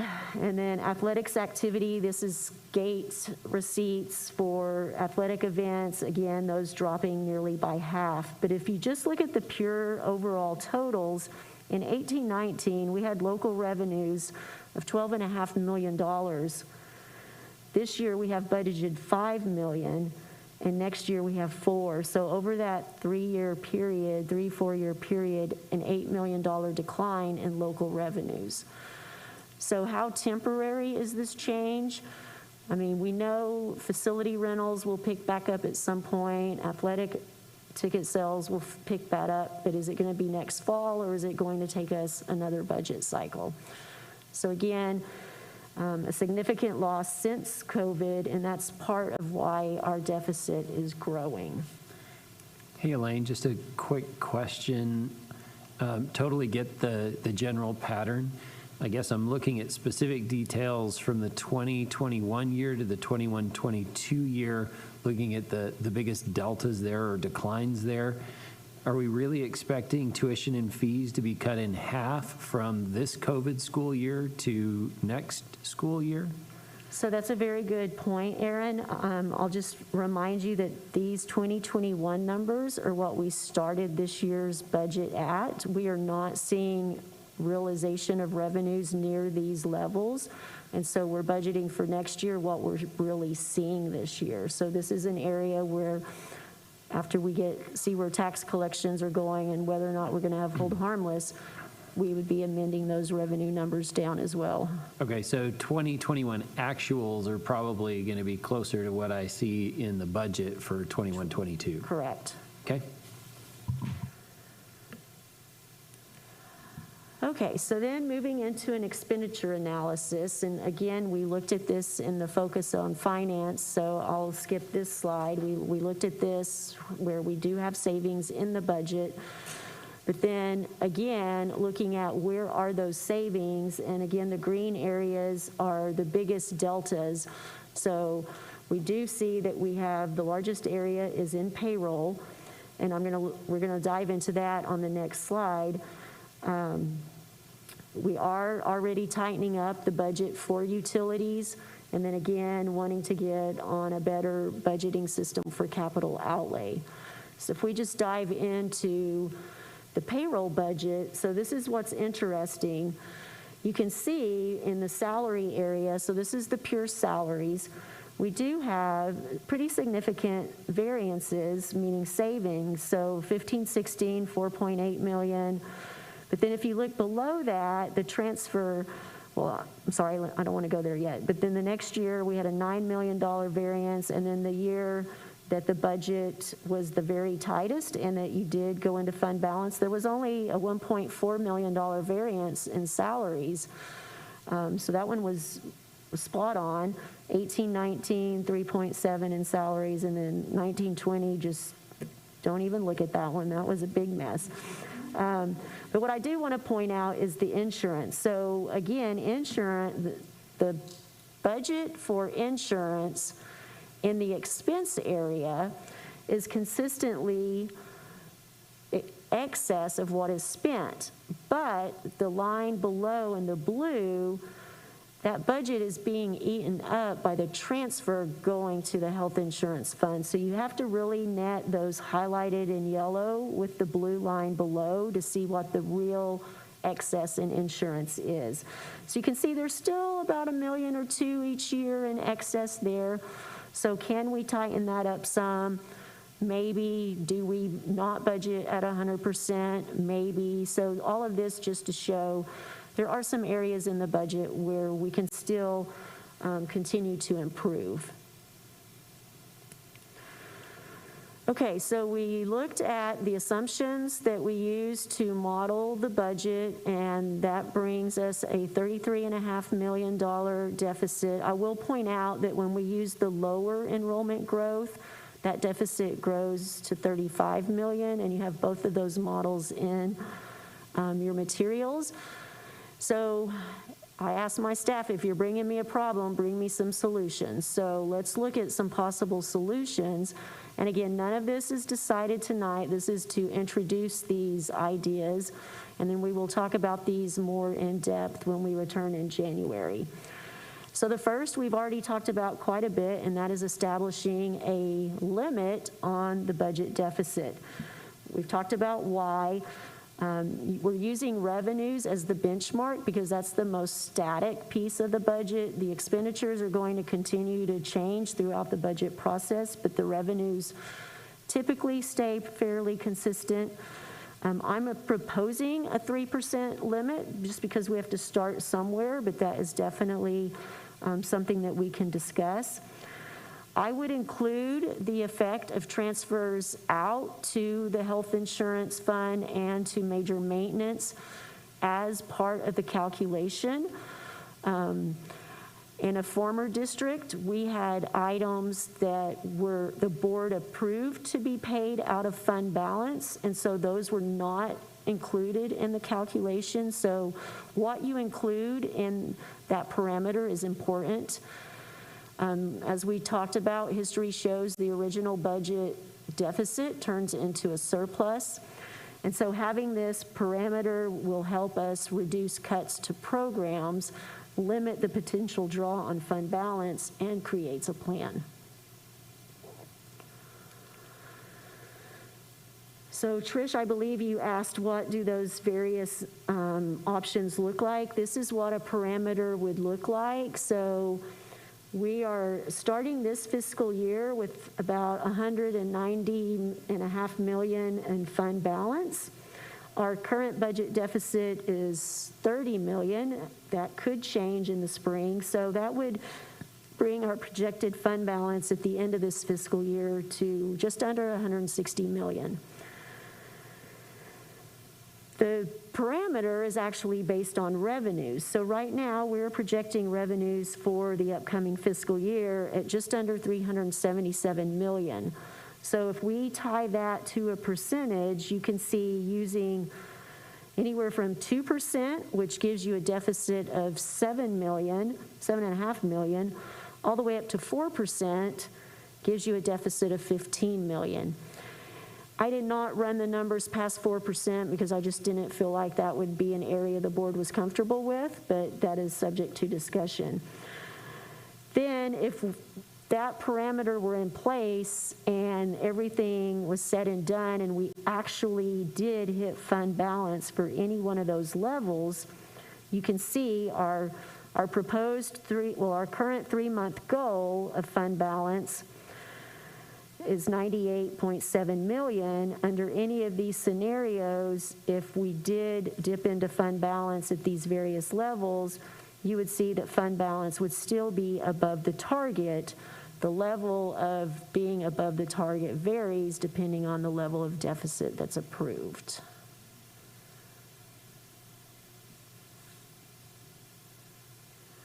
So then if you compare that to our current budget, and Trish, you're ahead of the class here. So that $33 million is indeed above a 3%. So using colors to separate, 3% is the blue. The parameter would mean we can't have a deficit over 11.3 million. And then if you take your eyes down to the bottom, that would mean that we would need to cut 22 million out of the budget or find an additional 22 million in revenues, which I don't think is going to happen. And so that's what the effect of the parameter is.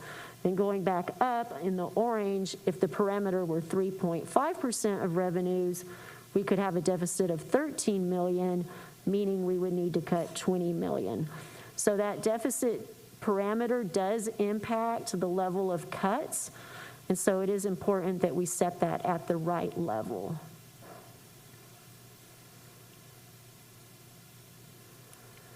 Okay, so that is one area of solution. The next one is, do we adjust our budgeting practices? So as you've seen, we continue to have some surplus in payroll. Can we tighten up the payroll budget? And I will tell you, when I mention this, it makes my team very nervous. because we don't want to be over budget, but we do want to find that sweet spot of, do we budget at 99%, 98%? What is that right area? When you have this much money in payroll, you know you're going to have fallout, so do you go ahead and take that into account? I talked earlier about, do we get more aggressive on revenues? 3 years ago, I would have said absolutely. This year, I'm a little bit leery about doing that. So then what is our next option? Well, that is making budget cuts. So I showed you that we're running the models with the addition of new positions. Do we say, okay, we're not going to approve as many new positions? Do we fund major maintenance out of a different area this year to give us some relief? And then finally, do we cut programs? And so the program cuts are going to be dependent upon the different tools that we use. If I can tighten up the payroll budget by $1 million, that's 16 people I've saved. You know, my biggest fear is making cuts and then ending the year with a surplus. And then finally, this year, we have a revenue stabilization option that is tied to the pandemic in the form of a disaster penny. So currently, 2608 of the tax code provides for the adoption of a disaster penny, and because the governor declared the entire state a disaster area, we all believe that we can take this option. Now, I will put in the caveat that there are some legislators interested in this that may be filing bills this session to eliminate this option. But today, it is an option. You could exchange it with a penny on the INS side for no increase, or you could just increase the M&O and leave your INS tax rate alone. But this is the opportunity to increase the tax rate above the voter-approved tax rate without an election, so you do not have to go through what used to be a TRE. Right now, that adds about $5 million to the general fund, so it would replace some of those local revenues that we're losing because of the effects of COVID, and it would preserve jobs and instructional programs as we get through this hump of COVID. So with that, it takes you to, what do all of these options tools measure up to be? So I've just listed out everything that we could possibly look at. So, you know, these are some arbitrary numbers. Do we reduce the payroll budget by $2 million? That seems like a pretty safe thing to do at this point, looking at the history. Do we increase the revenue budget? History has shown that, yes, you can do that, but for various reasons, this may not be the year. We have built in a 2% raise, and so breaking that out, every percentage of raise is worth about $2.8 million. So that is something that would be up for discussion. Two items up for discussion, the contributions to health insurance. So again, you know, we increase the health fund by contributing for people that don't take the insurance, and then we've been increasing the monthly contribution that the district makes by $10 each month each year, so that's the $1 million. So is that fund in a position where we can pause that for a year? New positions, just saying, okay, $1 million of new positions won't be approved. The number of positions eliminated, this varies depending on the numbers, and so I'm going to show you what some different options there look like.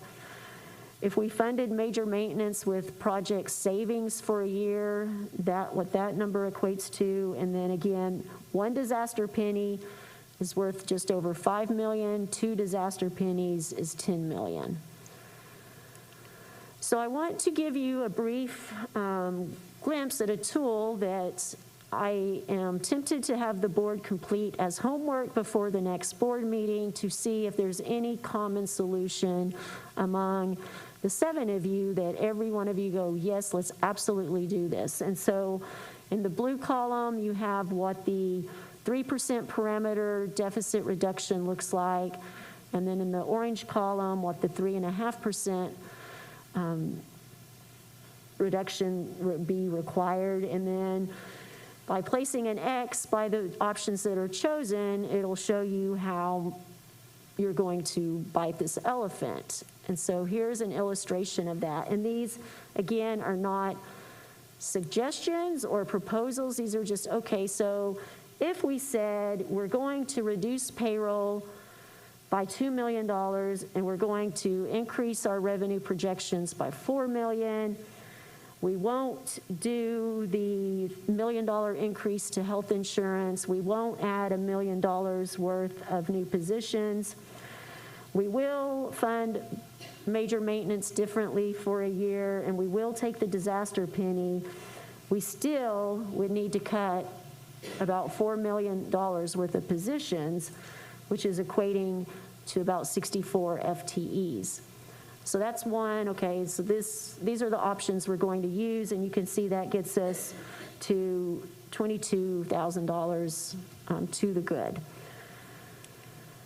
If we say, okay, well, we don't want to do that, let's look at some different options. Let's take the 3.5% parameter. Let's reduce the payroll budget, but not the revenue budget. Let's just give a 1% raise. Let's reduce the contribution to health insurance by $2 million.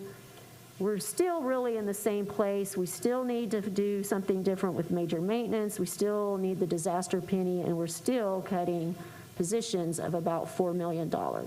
So again, just some what ifs and some different ways to reduce this deficit down. Elaine? This is great information and stuff I can noodle all over the holiday break. But I'm wondering if you could, maybe in a Friday memo, if you have a thought of, is there a source I could look at, our district, or a resource tool to help me think about setting this deficit? Because I feel like when you set a deficit amount, it kicks in all these scenarios that you need to take in place. So then the opposite answer would be, well, then just don't set that. Okay, but then what happens then? Because if we don't set that, then when you bring us a deficit budget, that would cause you a problem. So you're trying to figure out where the appetite is for the board. So I'm trying to figure out, okay, what is kind of out there best practices when we're selecting an amount. And if you set a deficit amount so certain and you put it in policy versus maybe procedure, that's not something you'd change given certain circumstances. Then you'd have to do a policy change. And what happens when you have like if-then scenarios? And so is it just straight up deficit that you would say, I'm not going to we're going to say a 3% deficit cap, that's where we're at? Or is it, well, if non-tax revenues have taken a total dip, we're going to have a little more deficit because we can spend into our fund balance when we get hard times. And I don't see if-then areas in here. Maybe that's for a reason. Maybe we need that clean stop in there. But I'm trying to find best practices to educate myself by the time between now and when we come to the next meeting on how we best advise on this. So if you have any resources that you could put in our Friday memo, that would be helpful. So that's an interesting question because I don't know anyone that sets these parameters like I do. This is something I've done in many districts, and it works beautifully because it really gets you closer to a balanced budget at the end of the year, which is what you want, right? We're wanting to keep fund balance or increase it slightly, but not cut programs. And so this was a concept I came up with 20 years ago in a district that needed to make massive cuts. And when I started down this analysis, I was like, wait a minute. We add to fund balance every year. Why would we make all these cuts? And so we came up with the 2%, and it just worked. And it helped in developing and adopting budgets. And so I've used it in several districts. None of my friends, colleagues do this. So they either strive for a balanced budget, or they just say, okay, this is a COVID year and we're going to take our losses, and whatever the deficit is, it's going to be. And that's a little bit scary to me because there's so many moving parts. I mean, what if I came to you in June and now it's 50 million? That there's no way. So I don't know that there's any resources I can send to you on what is best practice. Again, this is a tool that we need to create that's appropriate for Leander. So Elaine, I have no objection to providing feedback on potential scenarios at this point as a hypothetical exercise, but I worry that we probably need to spend a little more time first locking in the assumptions, the parameters, because where we land there will affect, I think, some of the approaches that we choose to take here. And some of those assumptions could move us in a positive direction, changing some of those assumptions. And I think there are cases where we probably want to make a change of that sort. And then there are some other changes which might move the other direction, and we probably want to talk about the impacts of those changes. And then the second thing I would say is when we start talking about reduced staff here, I want to be really careful with our language, because one of our assumptions is that we're adding 150 staff, right? We've got $8.4 million of new positions. That was one of our assumptions. So if one of our assumptions is we're adding 150 people, but then our scenarios start talking about reducing staff, I just want to make sure those two numbers are aligned. So we're talking about net additions or net subtractions to staff, because I think it's also really important in terms of our messaging to our employees and to our community about, are we talking about actually reducing current staffing levels? Or are we talking about different ratios which lead to slower hiring or something along those lines, right? And that's a very good point, in that we have to firm up these assumptions first. And so this is a first look at, this is where our budget's looking. These are some of the things we're going to have to address. But yes, if our student growth is not nearly as what it's been or projected to be, then we don't need to add all of these staff members. But this original look was, okay, if we just do things like we've always been doing, this is the result, so we know we can't do that. So I appreciate your point that we're kind of getting the cart before the horse, because we've got to narrow down those assumptions. Yeah, do you want to talk about those assumptions now, or I don't want to disrupt the flow? Where do you want to do that? I really want to do that in January. We can do some of that tonight. This was just to show you, okay, there's 1,000 different options to skin this cat, and we've all got to get on the same page, because I need to know early on if the board has any appetite for a disaster penny, because if you don't, that changes what I do with the rest of the budget. And so those discussions of, yes, we're good at looking at this option or building the budget assuming we're going to do this, those are the decisions we need to make in January. But I wanted to get all of this out in front of you now so that it's not a surprise, and so that you have some homework over the next 2 weeks. You're really all about the homework, aren't you? It's all about the homework. So it sounds like you want some feedback tonight on the disaster penny, maybe. Is that right? No, I want you to noodle. Okay. Using Trish's words, so that you come up with all the questions you might possibly have, so that we can bring that data and really talk about it in January.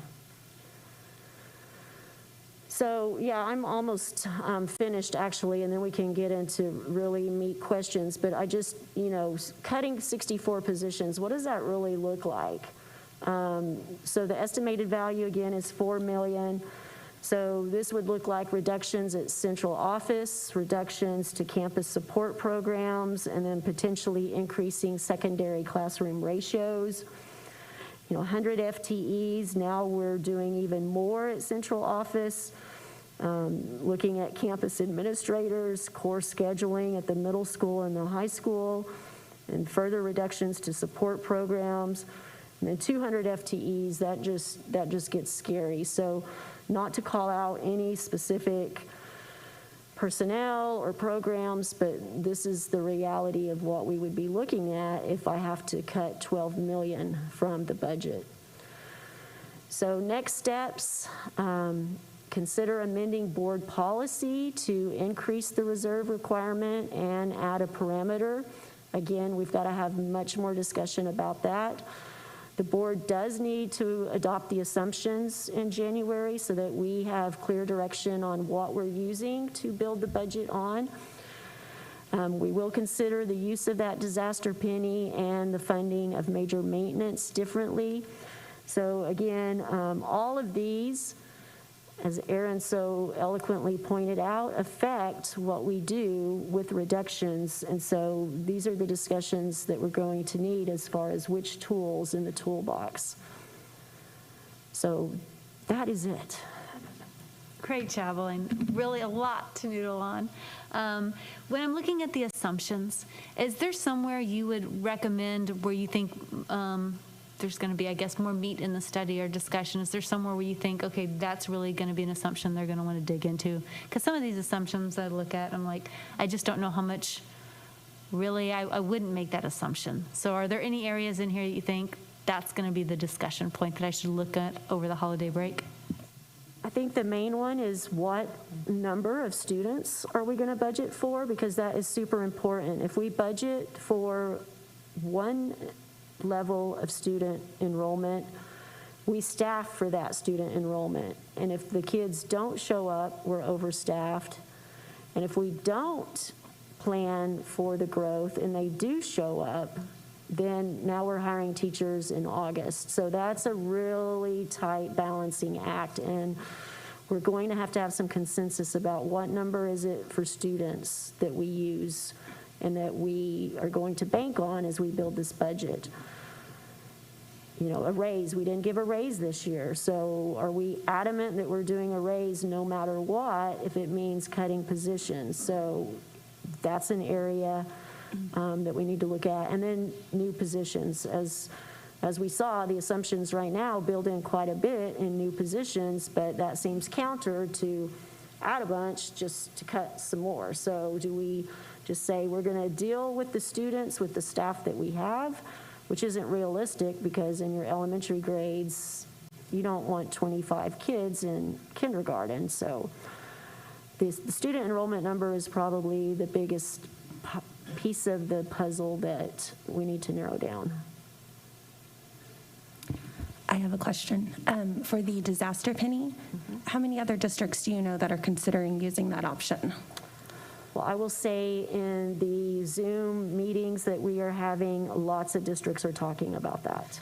Do you feel like our TEA might come back and try to restrict that? Because I know it was originally established for, districts affected by, hurricanes and whatnot. I don't believe TEA has legislative authority to do that, but it would require passing a bill before the end of the session or at the last minute. And so I feel like we probably need a contingency plan to say, okay, if this happens at the last hour of the session and it's effective for this tax year, that we're either going to say, okay, that's just going to be a hit to fund balance, or we're going to cut this, whatever it is.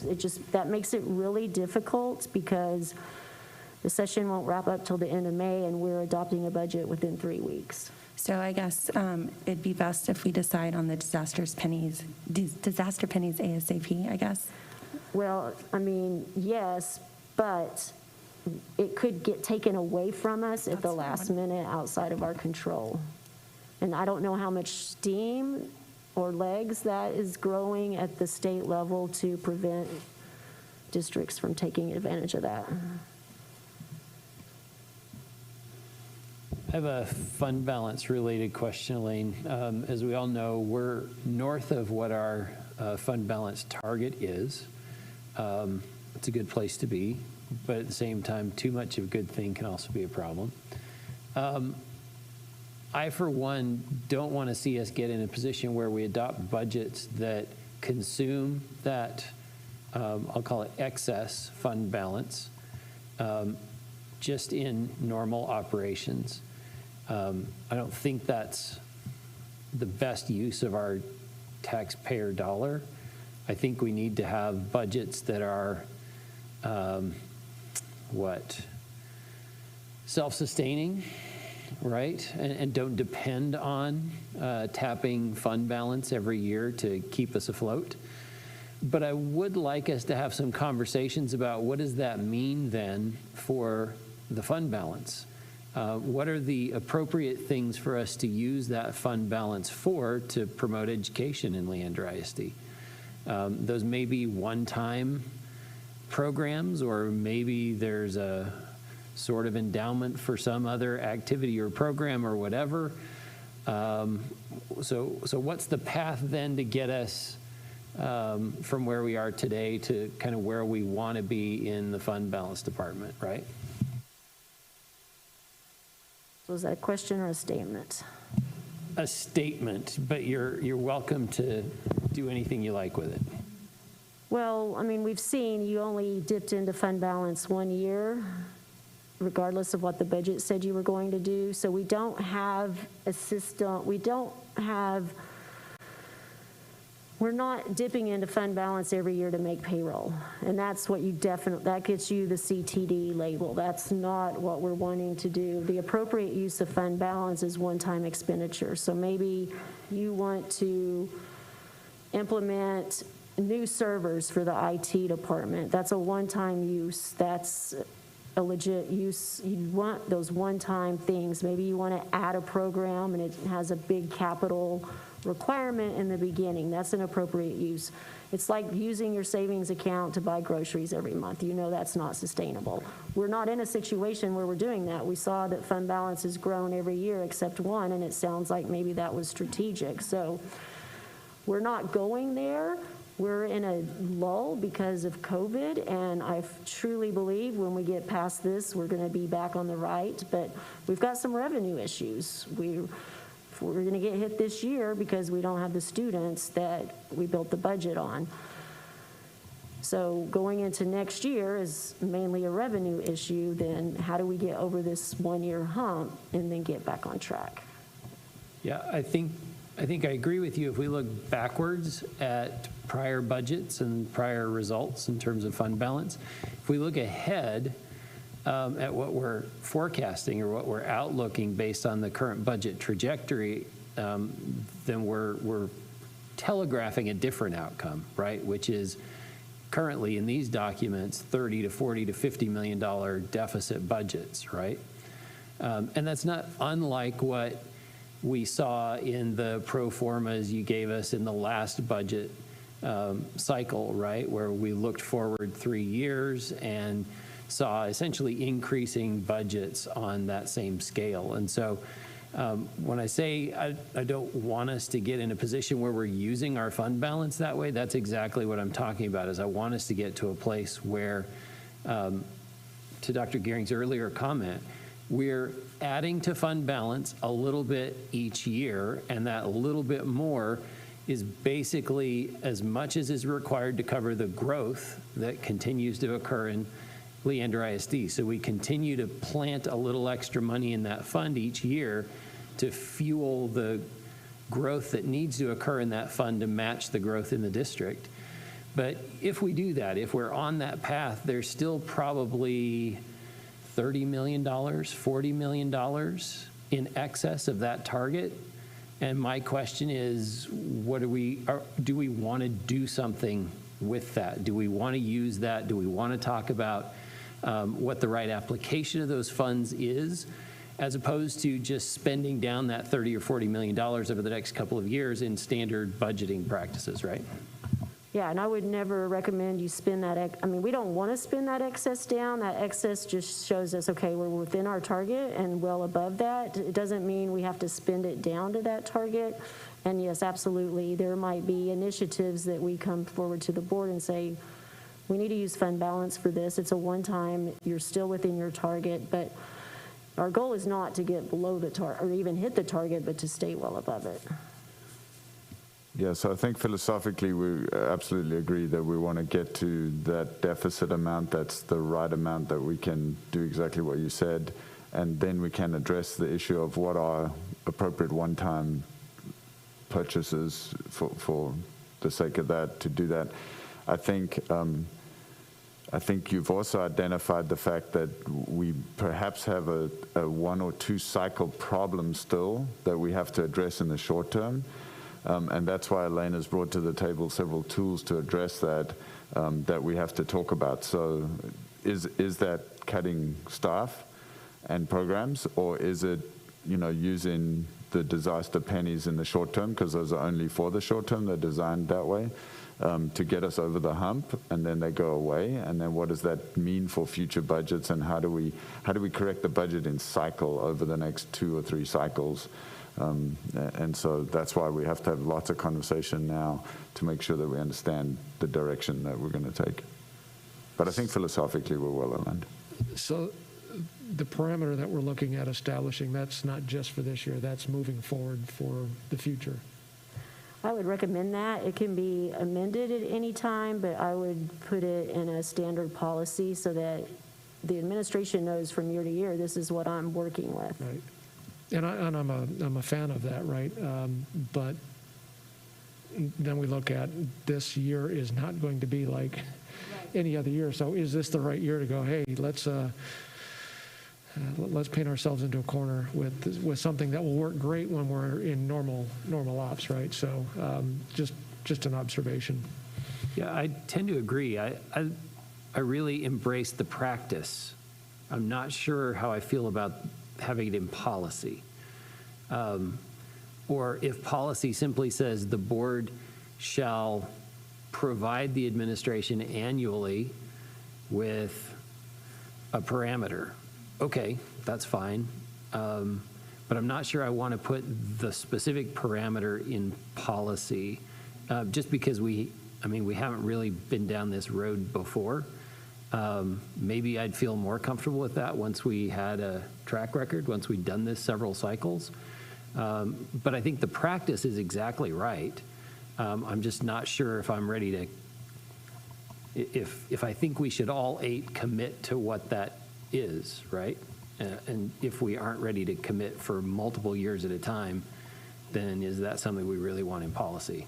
Aaron, I agree. I'm not sure how I feel about that language in policy. Is there a way to say would set a parameter or something that gives you some kind of base, or us some kind of base, but not actually put that down or memorialize it yet? We could add it as an assumption, and the board adopts the assumptions, and then everyone's on the same page, so that it could be part of the assumption and be subject to change each year. That's possible. And to Aaron's point, I'm still thinking about the act, though. So what happens, I agree the principle of this discussion is very important, and I'm not saying I want to look into this. I'm not saying I'm not going to dismiss it. I am wanting to make sure I understand, though, what happens when we do this. If we say, this is your deficit amount, this is your fund balance amount, what kind of constraints are we putting the district in place? And is there any other things we can do when you have like a COVID year, which is a little different. So I'm trying to figure that out. Haven't yet wrapped my head around how that looks yet. So. All right, we can move on to the proposed amendments to board policy. I think we just talked about that, so we can move on then to the business and finance monthly reports. Elaine, do you have anything to explain to us, or are you just open for board questions? I'm open for board questions. These are just standard, and then just to point out again, next month we'll start bringing the projections for the year of where we think we'll really end up. Lots of factors still affecting this year as well, but we'll start looking at that next month as well. Sorry, Elaine, I did have one additional question on the budget discussion. In your illustrations, you showed us the multi-year projections for moderate growth, and then you ran the projections for low growth, but that was only a 1-year outlook. Obviously, the key question is, if we were to go in a low growth direction, we have to make some additional assumptions about what happens in those succeeding years to that enrollment number, but it seems like maybe we ought to do that or need to go down that path. Do you want to talk to that? So yes, we just ran that one model on the 1 year because we assume that eventually the kids are going to start coming back like they were projected to, and the demographer is telling you that's going to happen this next year. We're just not so comfortable with that, and so that's why we said, okay, if the kids really don't come back, what number should we use? And I mean, we could use any number for next year from where our enrollment is today all the way up to what the demographer expects, but I didn't put my staff through the exercise of doing the 2 years out on that assumption because it was just to show you what would it look like for next year at a lower enrollment number. So once we tie down those assumptions and know which number we're using, that will help us model the 2 years out. All right. Thank you very much, Elaine. Board members, I know we're all excited. We have 4 more items on the agenda before we get to closed session. I was thinking, we could just go right through this, but they're going to be discussions, so I'm thinking we'll take a 5-minute break, or let's take a 6-minute break. We'll be back here at 8:50.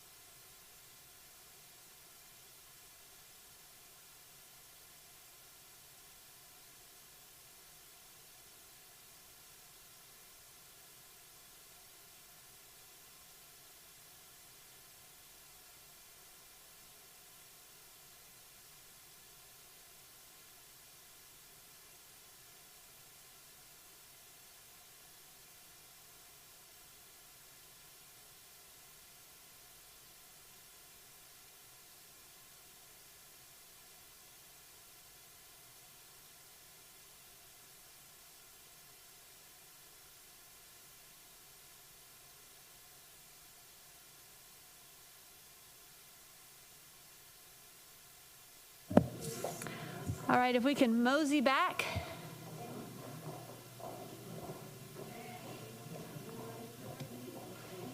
And we're here at the end of our agenda, and it's not midnight, but I don't want y'all to feel like that's a goal you need to get us to, so.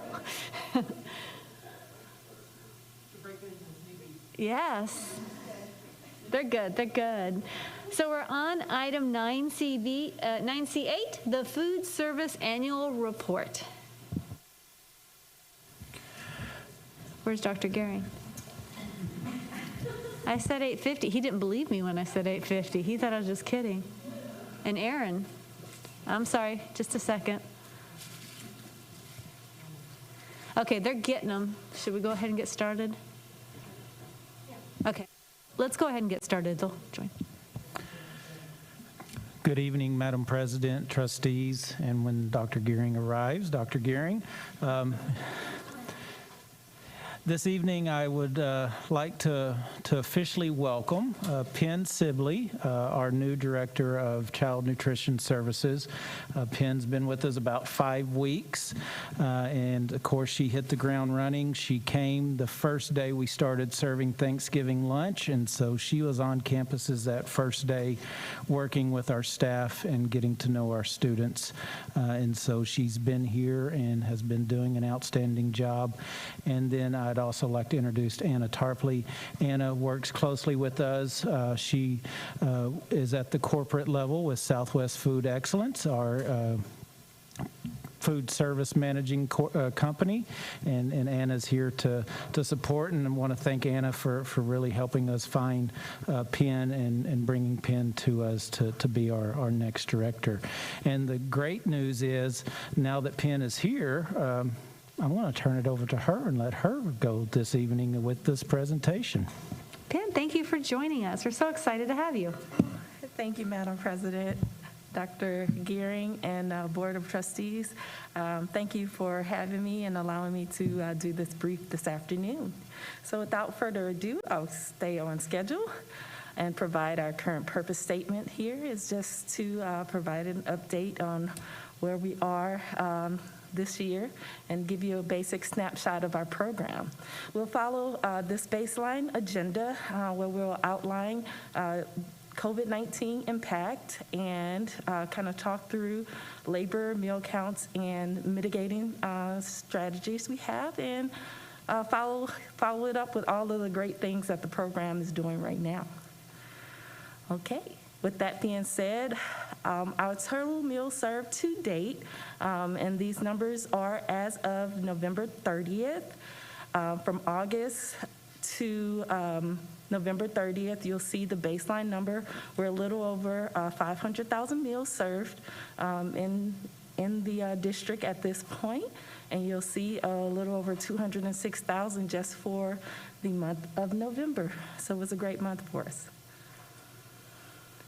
With that being said, I gave a baseline snapshot of our breakfast and meal, our breakfast and lunch average dailies from last year to this year. You'll see last year is blue, this year is green, and you'll see, although numbers were high because of your in-person, your face-to-face and your enrollment, the students at that point.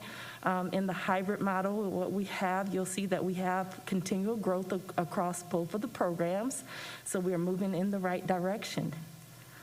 With that being said, we have taken a hit on the a la carte side of the house with that's the students not being there in the cafeteria, and this is basically purchase of those additional meals, snacks, and things of that nature.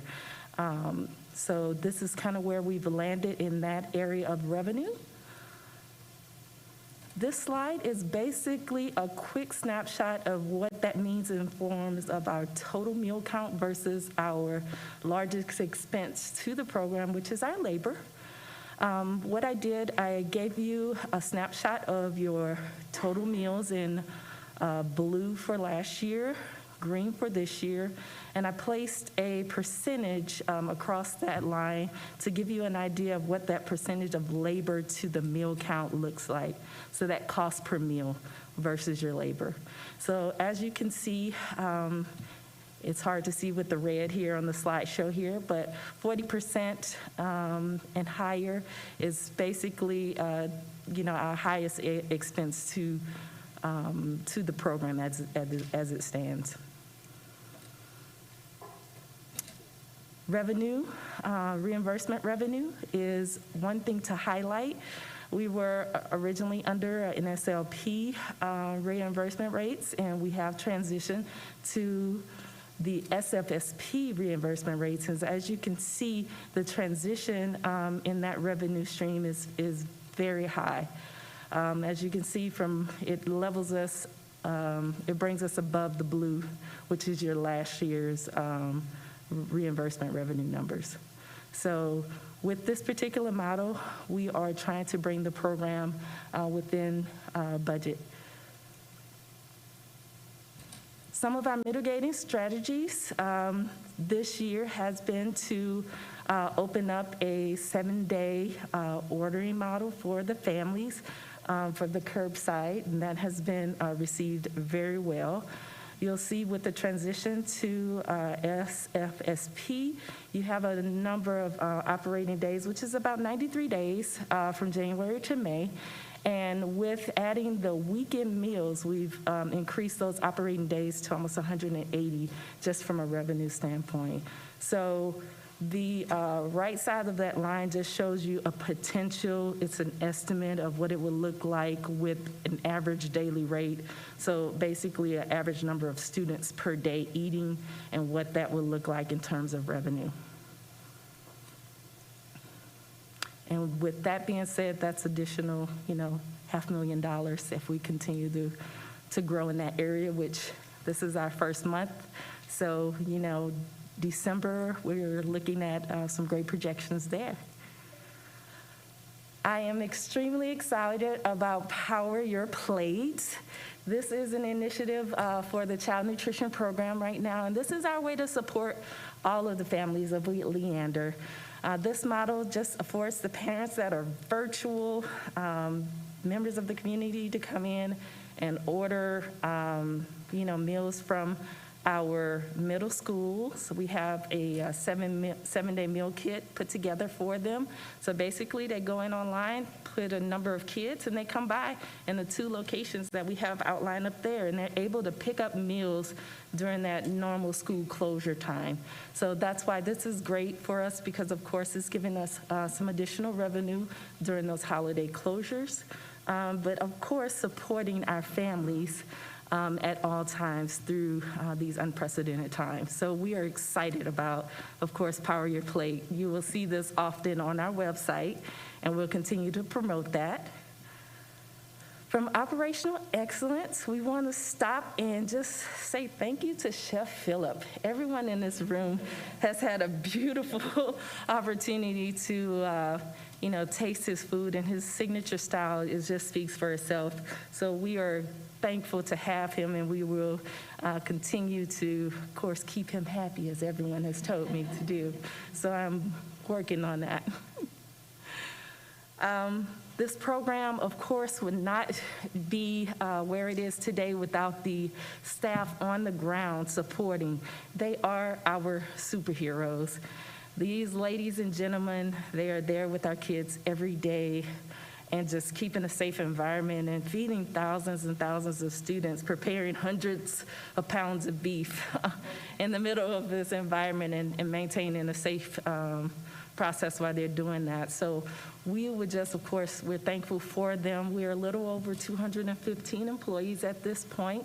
We have 42 full-time team members, and we have about 7 salaried operators supporting the operation at this time. Even though we are in COVID times, our biggest highlight is we want to continue development and training with our team leaders to continually to move them into the next direction. So we focus heavily on their training, on their structure, moving those assistant team leaders up into team leader positions, and just helping with their overall growth, professional growth and development. COVID safety standards are, of course, at the forefront of our entire operation. And the only thing we want to highlight here, of course, is just that we received that $10,000 No Kid Hungry grant, just to kind of offset some of those additional expenses that were incurred when COVID first kicked off in that April timeframe. So we were grateful for receiving those funds, and it helped. And throughout this operation, we pride ourselves on the student experience. And the student experience is basically why we're here. We want to continue to feed the kids beautiful, healthy, quality meals during this time. You know, a happy fed kid performs better in the classroom. We all know that. So without further ado, our curbside meal service is, something of note. We're extremely excited about offering that service to from the 9 middle schools within the district to all of our virtual families, giving them the opportunity to still partake in the program. And it's just a great way for families to still feed the kids nutritious meals and support them while they're at home in that virtual environment. So we have distributed a little over 18,000 meals just in this program alone from the start of the school year to now. We're excited and always excited about nutrition education. It is a part of our program. These were events that happened prior to COVID with the Roving Chef Farmers Market and Eating the Alphabet, where we had those initiatives to teach the kids how to cook. And of course, the Farmers Market is just that opportunity to introduce students to a variety of fruits and vegetables. And Eating the Alphabet from A to Z, it's a very fun experience to go through that with the children and watch how they interact from that standpoint. So we look forward to offering those type of events and modifying to a virtual environment in the coming year. Our menu variety continues to be at the forefront of the student experience. We want to continue to offer a wide range of menu choices to the students in that grab-and-go model so that they can, still come in and enjoy the food, eat with us, and they won't get bored. So it's important for us to offer this type of variety to them. We're consistently looking at new concepts and staying on the forefront of innovation with the students to stay hip with the trends. Our Thanksgiving luncheons this year, although I know last year there were parents and police officers and a lot of community service people supporting this event, we still were able to give the students a great Thanksgiving lunch this year. We missed our community support, but in the middle of that, we were still able to serve a little over 11,000 meals during this time. A lot of turkey, and it was great. I had a chance to sample most of that in each of the kitchens. The students really enjoyed it. It was a fun time. Last but not least, I would love to highlight the community partnership here with the CNS department, along with the district. We, with the transition from the NSLP program to the SFSP program, we have served almost a total of over 176,000 free meals to just the students in this community, and this is as of November. So we are making great strides to continue to get as many meals out to the families as possible there with this initiative. The annual Flavor Fest was a hit. This is always a time when you get a chance to sample those new things, bringing those new recipes out to the students, getting their feedback, and then of course incorporating that into our menus in the upcoming year. So we have some highlights coming from that Flavor Fest that we will be introducing to the students in this upcoming year, so we are excited about that. Some plant-based options. So it's going to be interesting and exciting in the process. With that being said, I will keep moving forward with our discussion on the community awards. The CNS department has done a great job with just supporting just a lot of the community outreach interns. We have, dietitians that come in and do an intern with us in the summer. So they get a wide range of, getting a look at what it takes to feed a child from the federal standpoint. So it's a great program for them. The program also, won the Summer of Excellence Awards with the Texas Hunger Initiative. In order to win that, you have to really have a high level of quality, meals that you're serving to your community during that time. So Leander, of course, we have, done that really well. And to highlight the TDA Award, which are locally grown items that we offer within our menu program. So we're excited to continue to do all of those things for the students, and we're excited to bring new things as well during this time frame.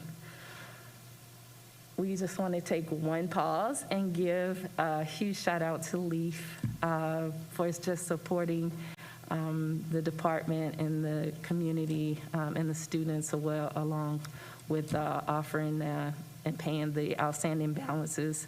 That was a really nice thing to do for the students, and it just lifts a burden from parents during this time, because we are all, going through different challenges as we walk through this COVID environment right now.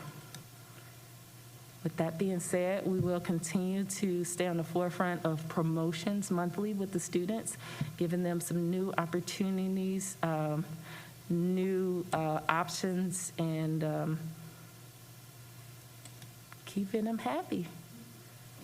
So with that being said, I hope I didn't rush through that too fast. I wanted to give a brief highlight of where we are, the impacts, and just some of the things that we are doing as a department to stay ahead of the COVID environment. So at this time, I will pause. Board members, any questions? I was just going to say I love, love, love the mobile ordering system. I have 4 kids, and that mobile ordering system saves my life. Thank you. Yes, we love the curbside, and we have been packing meals this week. It's a great experience. I have had the opportunity to talk to a lot of the parents during this time as well, and say that they are excited about those holiday meal kits coming. So, okay. Well, thank you all for your time. Yeah, thank you. Yeah, thank y'all both. Really, at this time, I think a lot of people are looking at community schools and realizing how much of community is in our community schools. We have definitely been getting out those meals to our kiddos, and y'all are going to be working over break to make sure that those get out. Yes. And that is greatly appreciated. Thank you, and thank the staff for all y'all do. That was an excellent presentation. Thank you. You have a great afternoon. All right, board members, we'll move on, and I think we're going to end up taking these 2 items together. The 9C9 Bond Advisory Committee Charter Review, and 9C10, the Long Range Facility Planning. So I'll just let Jimmy tackle them however, or in whichever order he prefers.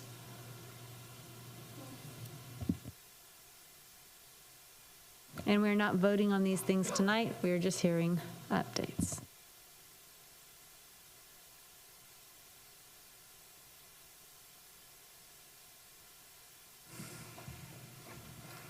Good evening, Madam President, board members.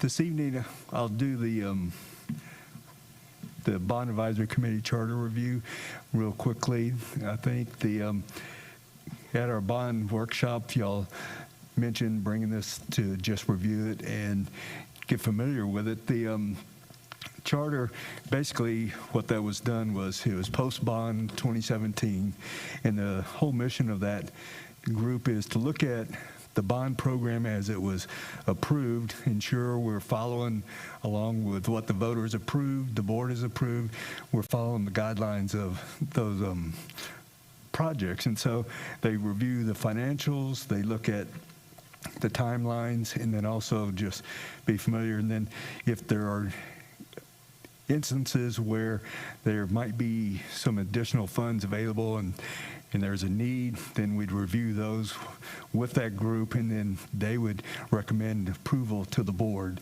of those additional projects if it's something different that the voters didn't approve. So it's just to give oversight of the bond program to ensure to the community that we're following what they approved. And so I don't know if there are additional questions. When we voted on this, Jimmy, didn't we say it was going to be 2 years? I can't remember the exact motion, but isn't it up now in December? And so do we need to reapprove it in January? What we're supposed to have is staggering 2-year terms with the members. In 2017 bond, we asked the entire steering committee to be members of this group, and we got 12 members to, sign on. And then we lost a couple, and we were down to 9, and we just lost one last month. And so the thought was, if we were going to be going out for another Citizen Facilities Advisory Committee and have another steering committee, our goal would be to take that committee and ask volunteers to supplement this group to allow us to have experienced members of our Bond Advisory Committee, but then some new ones, and then start staggering, so we'd have a constant flow of people coming off the steering committee that has a lot of knowledge on the stories and the insights to why the projects were approved. It gives us a lot of benefit to keep, if we can get steering committee members, to be part of that bond advisory committee was our goal. And so I was waiting to see what the discussion was tonight. If we're moving forward, that would be my recommendation, is to try to keep the existing ones, and then when we do move forward with the steering committee, pull those in to this group also. I don't know if there are any. So just to clarify the difference between the Bond Advisory Committee, which was formed to really be a post-bond advisory committee to monitor the use of the bond funds, to monitor the projects, and then to be able to help the board make decisions regarding any of those leftover funds and things like that, right? Exactly. Some of that committee came from the actual steering committee, which was on the pre-bond 2017. And so that's what we're going to start talking about is, as we go forward to new bond, to develop a new steering committee, which will then help to feed another set of members into the existing bond advisory committee. So it's really two separate entities, correct? Yes. Yeah, the CFAC, the steering committee from the CFAC, they have a specific purpose to bring recommendations to the board for a possible bond election. Once they've done that work, their role really stops with the CFAC, and that's where the bond advisory committee picks up. If it's approved by the voters, they monitor and give oversight to the bond program at that time. I'd be interested in knowing how the charter is serving the bond committee. I know that they're supposed to review their own charter, so I'm curious, I guess over the last, since this charter started, at some point they should have reviewed it. It'd be kind of maybe in a Friday memo, if you could just give us an update if you've gotten any feedback. And I guess to better understand this committee, just to see, just a brief update on when they met in 2017, 2018, 20, just the dates that they met, to kind of help understand it. If we have minutes, fine. If not, no worries. It just gives you an idea of what this group did. Yeah, I'll be happy to. If there are no other questions for that, then we'll start talking about the long-range facility plan. I don't know if you have any comments to kick it off, Dr. Gearing, but I will. Wasn't sure if you wanted to. Okay. As we move forward, the demographer did come in last October or this October and gave us projections and some of the long-range facility plans and needs based on the projected growth. And so, as Dr. Gearing said, the pandemic has put a pause on our growth because of where kids are going to school right now, and we've got to be prepared when they do come back. And so part of that planning process is looking at the long-range facility plans. And so as we remember, the demographer did project basically 9 schools in 6 years. And so you can look at those. The ones in the red circles are not funded currently. And so you can see we have 28, which is Tarvin Elementary, which is scheduled to open up this coming fall of 21, and then Elementary 29 is scheduled for 22. And of course, it's in design right now, but of course, we have not started construction. That'll come back to the board, probably early spring, January, February, March, somewhere in there of 21 to actually discuss, do we move forward with the construction of that school?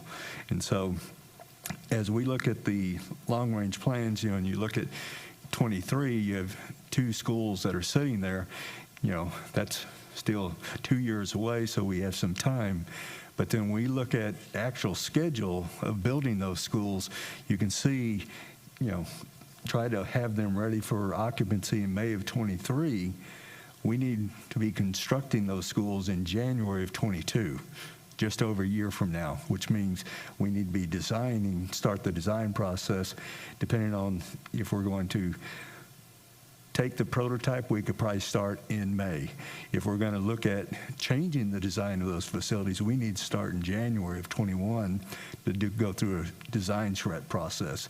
And so you can see very quickly those long-range plans, if those projections do come true, we have a dire need to start things very soon. And when you look at this chart, the green boxes are the only thing that are funded. And so there's a lot of boxes that do not have any dollars associated with them right now. And so as we look at the projections, I know some people have seen our demography report, and you can look at the practical capacity and the percent utilization of each of these schools, and there's a number of them that show 80% less. There's probably 12 elementary schools. And so what they're using is practical capacity, but when you're looking at long-range plans like that, you don't want to look at what every little program is there, because those programs have a tendency to move from a campus, and you don't want to go build a school based on some programs that might move out. And so from long-range plan, most demographers will use more of what they call a practical capacity. They have, you might have 50 classrooms and then standard carve-outs of, art rooms, music rooms, science areas, computer labs, those type of spaces. So they will remove those as a standard across all schools and then come up with some capacity. And that's what our demographer has included in the update. And so it does tend to show, I've given an example of our demographer's report on our elementaries. You can see like Baghdad to 775 is their practical capacity, and they're 65% utilized for next year. In addition, the projected number of students don't include transfers, because you don't include the transfers because you never know if they're going to be there or not. So we always, from a demographic update, they just where they're geocoded and they live is where they're zoned for. And so, but then when we look at functional capacity, which we are using in our attendance zoning process, you can see Baghdad now is at 121%, and practical capacity is down to 653, and they have net transfers of 168 students. That's not shown in the demographic update. So we have a lot more utilized campuses than, if you just look at the demographic update. So what I did next was go in and try to just give a glimpse of the campuses by the demographic update versus our attendance zoning. With the practical capacity, we're sitting there with 12 elementaries at 80% or less utilized. But then when you look at the functional capacity, how they're truly being used and what programs are in there, and then include your transfers, Now we're down to 5 elementaries that are underutilized. And so you really have to look at the data and interpret what they're using, because it does have difference. You know, we have a lot of campuses that are very tight, like Baghdad. You know, they're actually 121% instead of 80% utilized. And so it does make a big difference. And when we look at the underutilized, like with our zoning, we have 4 schools in Cedar Park that we're all familiar with that are 80% or less. And so, and then of course we have 2 down in the southern part of our district. And then we did the same thing with our middle schools. And looking at those, we have, you know, 1 middle school starting in 21-22 that's underutilized. And then when we get further out into the, you know, 25-26, they start being under 80%. And so, and I will point out, when you look at Wiley Elementary, they're sitting down at 60%, but they're not highlighted right now. And what I did was they get over 80% within 5 years, 6 years. And so they get up there, and so there is potential to look at some ways of being creative for short term, but you also have to watch out of not doing too much when we know they're going to get above 80% a few years down the road. And of course, right now, the 2 middle schools that are show underutilized in the south part of our district also. Then we look at the high schools, and we have 1 starting in 21-22, and then of course 8 years later we have 1 that drops below 80% also. And of course those 2 are at Cedar Park and then Vandergrift. And Vandergrift will drop off, you know, below 80% in about 28, 29. So when you look at the underutilized campuses, 80% or less, with our 43 campuses in 21-22, we'll actually have 6 campuses at 80% or less, looking at the functional capacity of those campuses. And then in the next 3 to 4 years, 2 more elementaries will go below 80%, and then, you know, the middle schools, you have 1 in 25, and of course the high school in 28. Hey, Jimmy, just a clarifying question as we read that table. Yep. That number in the far right-hand column, that's the number of students below the 80% mark, right? Correct? That's our excess capacity that we have available at those schools. Just to, so as we look ahead, you know, we know projected growth is coming, and so we have underutilized capacity. So how can we be creative and try to use those spaces to, 1, either prevent new school construction, or, you know, just utilize those spaces better.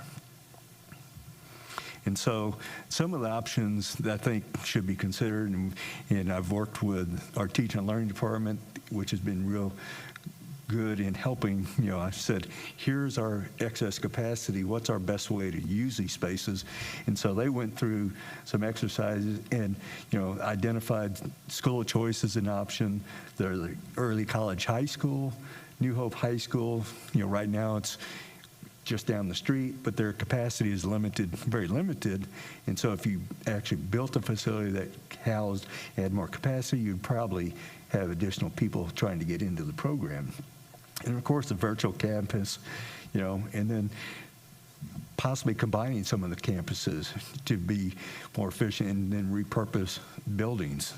So we do believe if we're creative, you know, with our projected growth that we're seeing, we believe that if we do some of these things strategically, we can push out high school 7 2 to 3 years, delay the construction of that building for 2 to 3 years. And our demographer has also told us once high school 7's on the ground, we probably have about 1,700 more high school students that we're going to have space for. And so by, I think, looking at some of these options that we've talked about and strategically placing them to pull from certain campuses in certain areas, you might even be able to totally eliminate the need for high school 8 down the road. So I think by looking at these options, you serve the students better, and if you don't have to build a comprehensive high school, that's going to be a huge savings to the taxpayers from a construction as well as operating cost.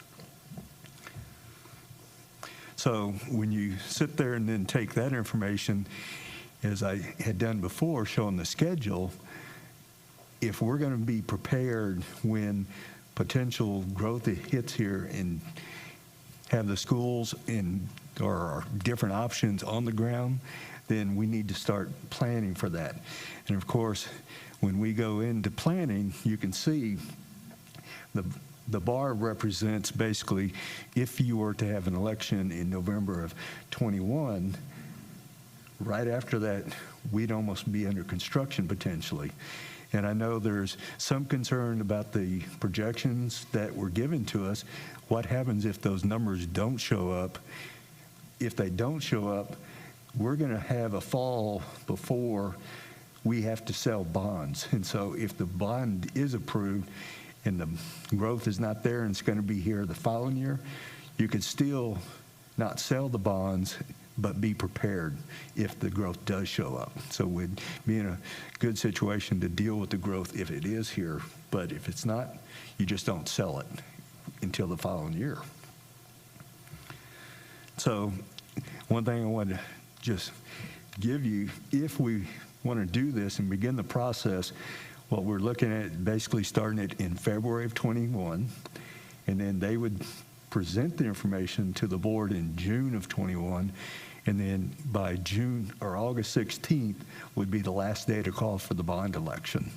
And so we do believe, we all know the vaccines are now starting to roll out, and we anticipate the confidence of the parents will be much higher next year to get their kids back in school.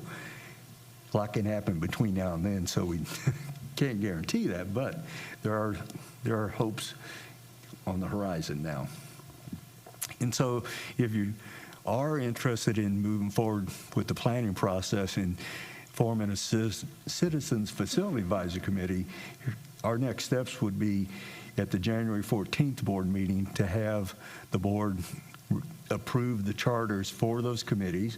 And then also we'd ask for 1 to 2 names to appoint to the steering committee and try to spread those out from different neighborhoods. And then we would take, if we get 14, we'd fill in 11 spots across the district to get a good array across the district and representation on the steering committee.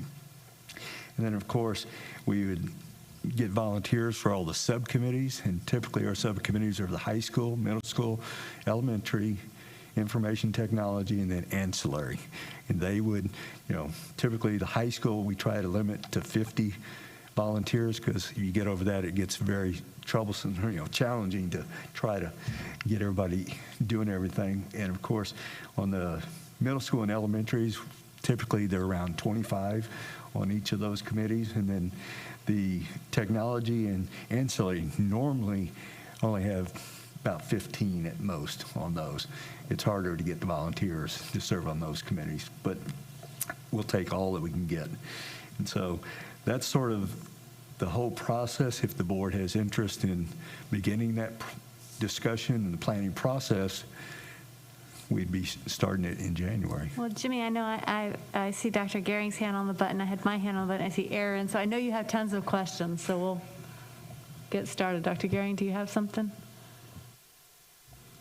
No, I think I can wait until I hear questions.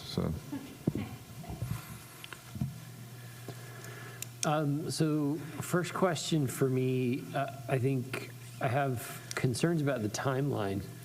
Let me explain why. In a normal environment where we were just talking about building new facilities and what the need was going to be for the new construction and all of that, I think our historic timeline is largely what we see recommended here, and I think that would normally work just fine.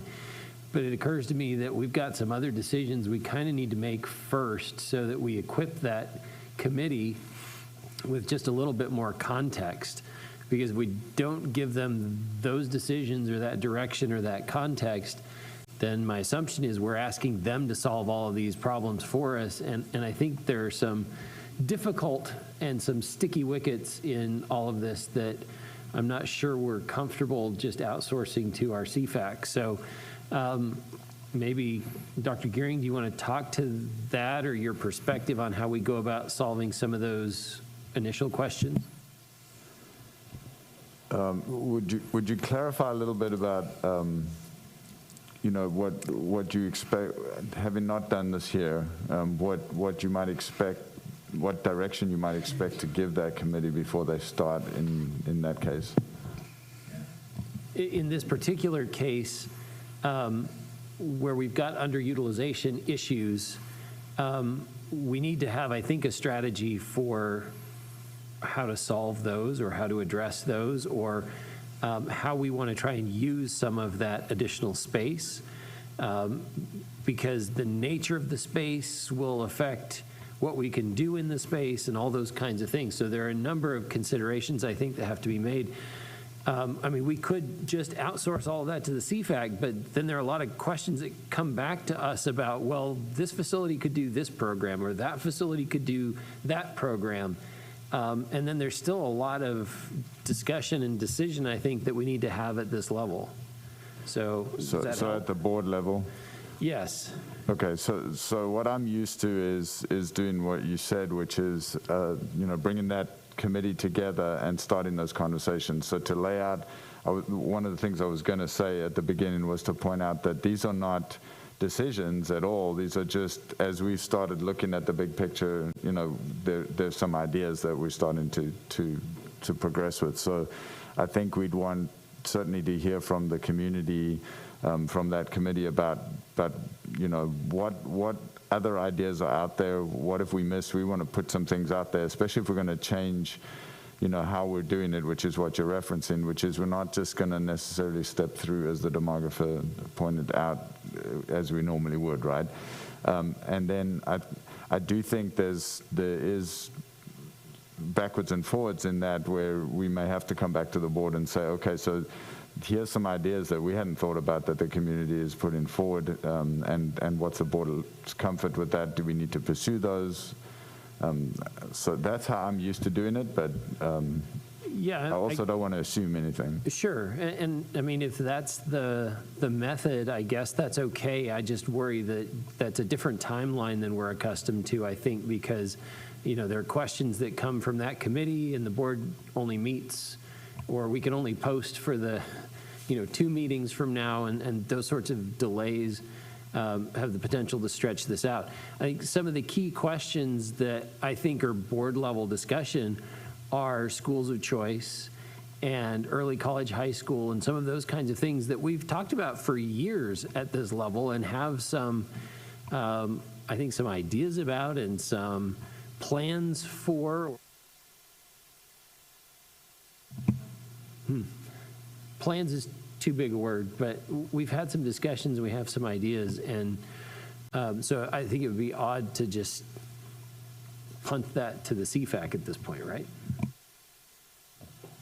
And Aaron, I remember when we had the discussion at a board level, we actually talked about early college, high school. And at that time, the question was, but what audience, what students?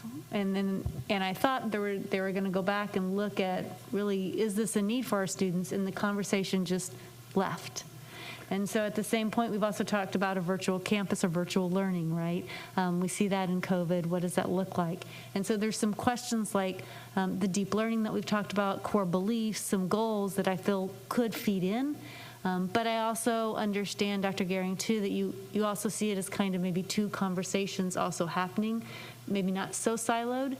I do wonder if we go too far in front, before we get some of these core beliefs and some of these discussions down, if these conversations would happen at the same time. So I'm not sure yet. I'm still thinking about the timeline we had and trying to see how that might work. I agree. I think that, we have had these conversations, but they were initial conversations, right? And I think we wanted to see more information about what populations of students this would be serving, and really more about the execution of something like this, and what would be the impacts.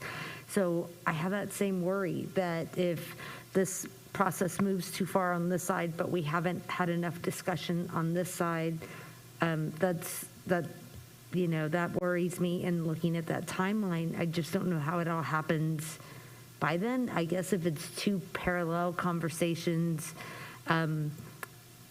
I worry about what you said, this one getting ahead when we haven't done on this side. So those are some of the concerns. We might want to look at bringing in Teach and Learning to talk about those options in January to start those conversations.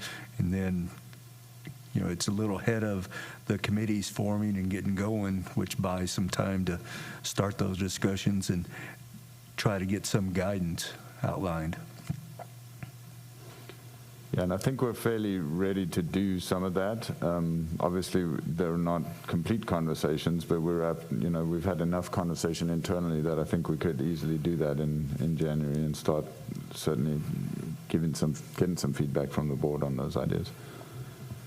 I think that would be good. I mean, at the end of the day, the faster we can have some of these critical conversations, the more likely we are to hit the timeline that's outlined here. So I'm supportive of that direction. I guess I have one other observation, which is when we start talking about schools of choice and alternative programs and those sorts of things and where we locate those, I think that's a really important part of this conversation, but I also recognize that in the data, it looks like in the southern part of the district, we have a reduction in enrollment over time in what is geographically kind of an isolated or fixed scenario or equation. And I don't know that there's a lot that we can do in that particular scenario. So I guess I'm particularly interested in how do we kind of address that kind of in isolation or independent from everything else, because the ability to move students across that boundary is limited. We can do a little, but a little on the margins maybe, but there's not going to be a big change that's likely to offset some of those challenges. And so I think we almost need to think about that particular facility component separately. Yeah, for me, definitely that's a significant challenge that I'm hoping somebody has a bright idea about, because you have this excess capacity in a place that you can't access, and so what do you do with it? And the other problem is that excess capacity is growing over time, so it's not all there right now, and it will increase over time. But at the same time, we have exploding student population in the north. And so how do we manage that?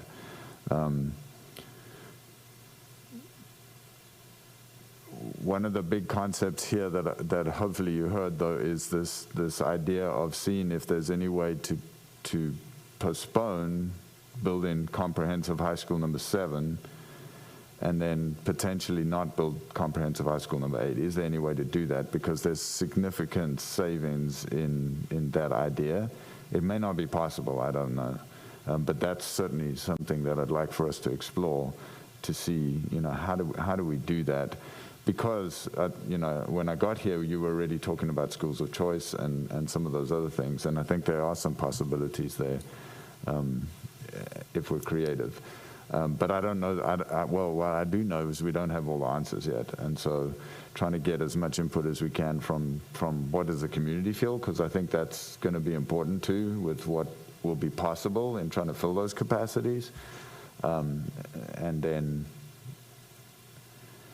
the only problem we have is one of timing, and that's, again, filled with uncertainty because we don't know when those kids are coming back necessarily. And so, if we don't plan for a November 21 bond, we could get behind potentially.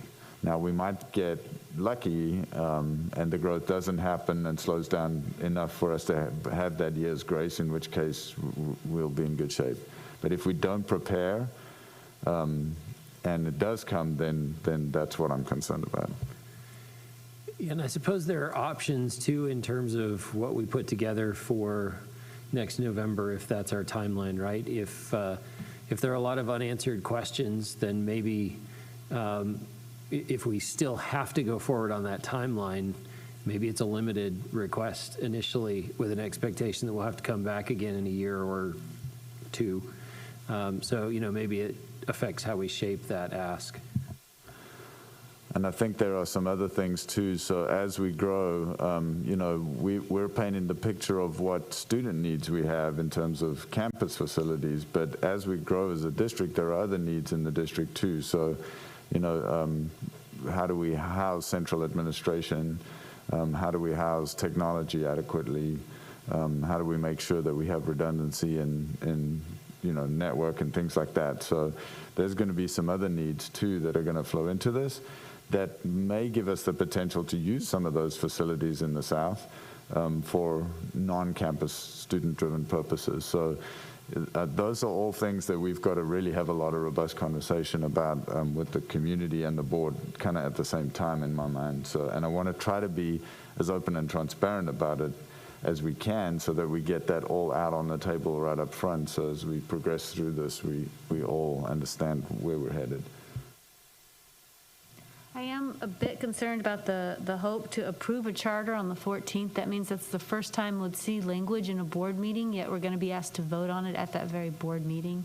So I'm a bit concerned on that timeline. Just nothing to say about it, just want to heads that up.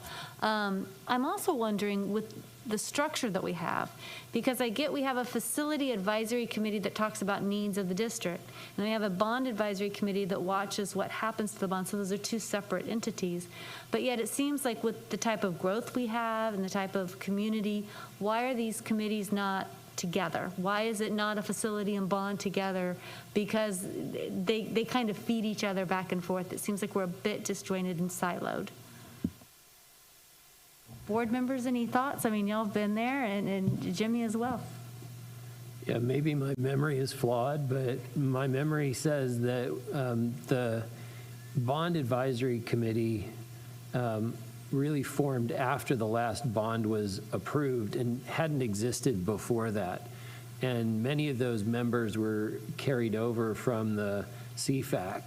And so the intent was, at the time, the discussion was, well, if they can help us monitor the use of the funds that were approved in the bond, then these are people who are going to be well positioned to help us launch the next CFAC, right? Not knowing exactly what the timeline would be, but knowing that experience and the connection with those prior bonds would be a good education and equip folks to step in and serve on the CFAC. Now, I understand that can be kind of cyclical. If you started on the CFAC, you served on the bond advisory committee, and now you're back on the CFAC because of that, right?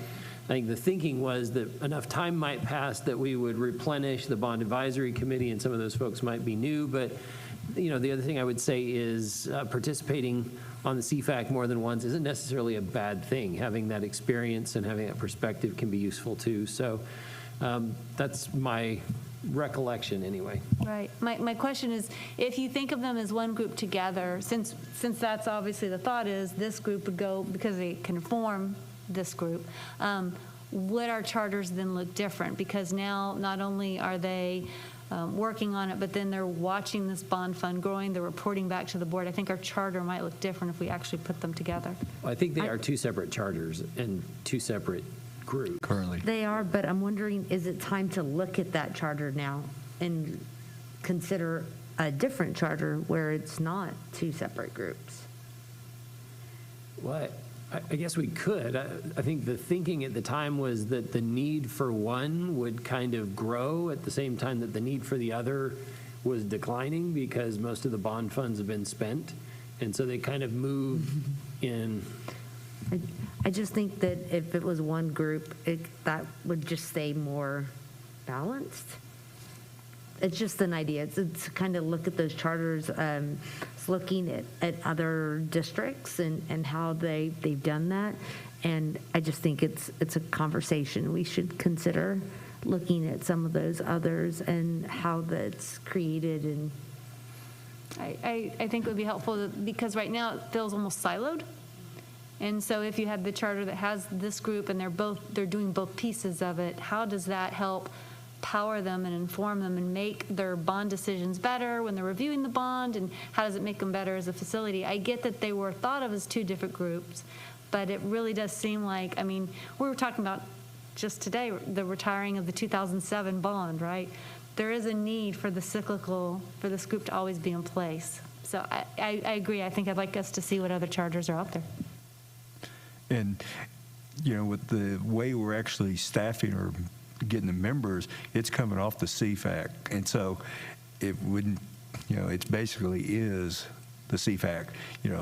Now we can't get them all to volunteer. That's the, if we're trying to get 25 members on the bond advisory, we'd have the CFAC, whoever, because we only got half of them to join into the bond advisory committee. But we could always look at, like Charter says, we'll appoint the others and they'll grow into that, hopefully come around and be part of the next CFAC then, because they have the knowledge. So. Yeah, I would add that as I think about it, there are some important distinctions between the responsibilities of the two groups, right? One is really forward-looking at facilities and what we need for a growing district. The other tends to be more financial, really, in looking at how those resources are being applied and how we're tracking the use of those funds. And so they're kind of, they're closely related, obviously. It's the same stuff, right? But they kind of have a different focus. It's not to say that a person couldn't do both, but I do see some potential value in different charters and different mandates. I'd like to see a selection or opportunity so we can see what the differences are, just because when I was doing some cursory reading, I was seeing some real benefits, it looks like, when you have them together. But I agree, maybe there's a reason we have them separate. So if we could get a selection, that would be helpful. Yeah, then the only thing I'll add, I think, is that there is some connection between the 2017 bond and what we do in long-range planning going forward, just because of the way we have arranged, those 2007 bond funds into 2017. And so there's going to be some savings that we have to talk about at some point in time that I think then become connected to this forward thinking as well. Thank you, board members. Any other questions? Jimmy, you want to take us home in general construction update here?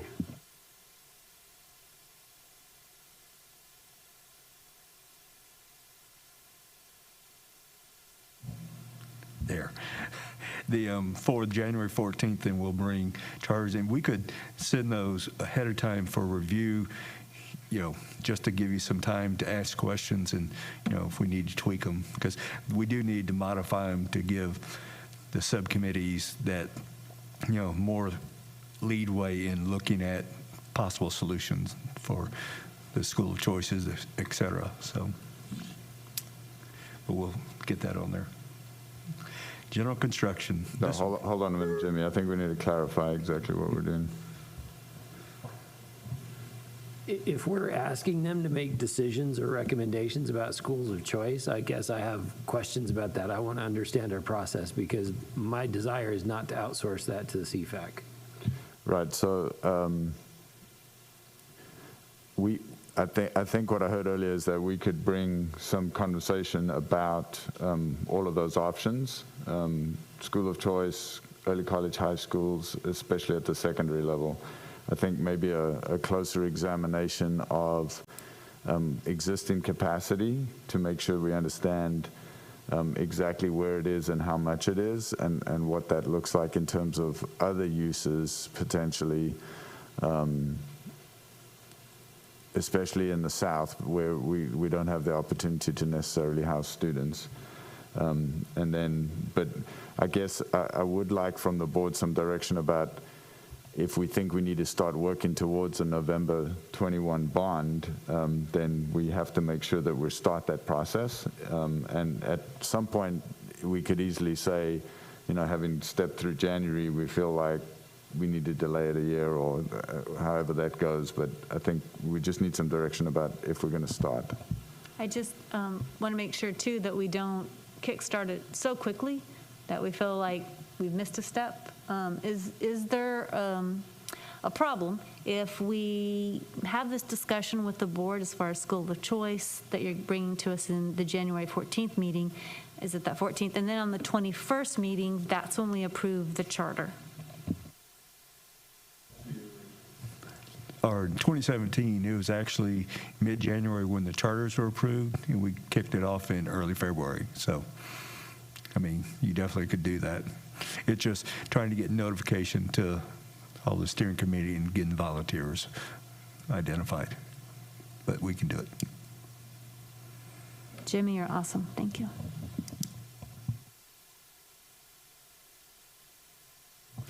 General construction update then. This will be a quick and fast one. As you know, Tarvin Elementary is under construction and making very good progress. We are hoping to complete the structural steel work by the end of this month, early January.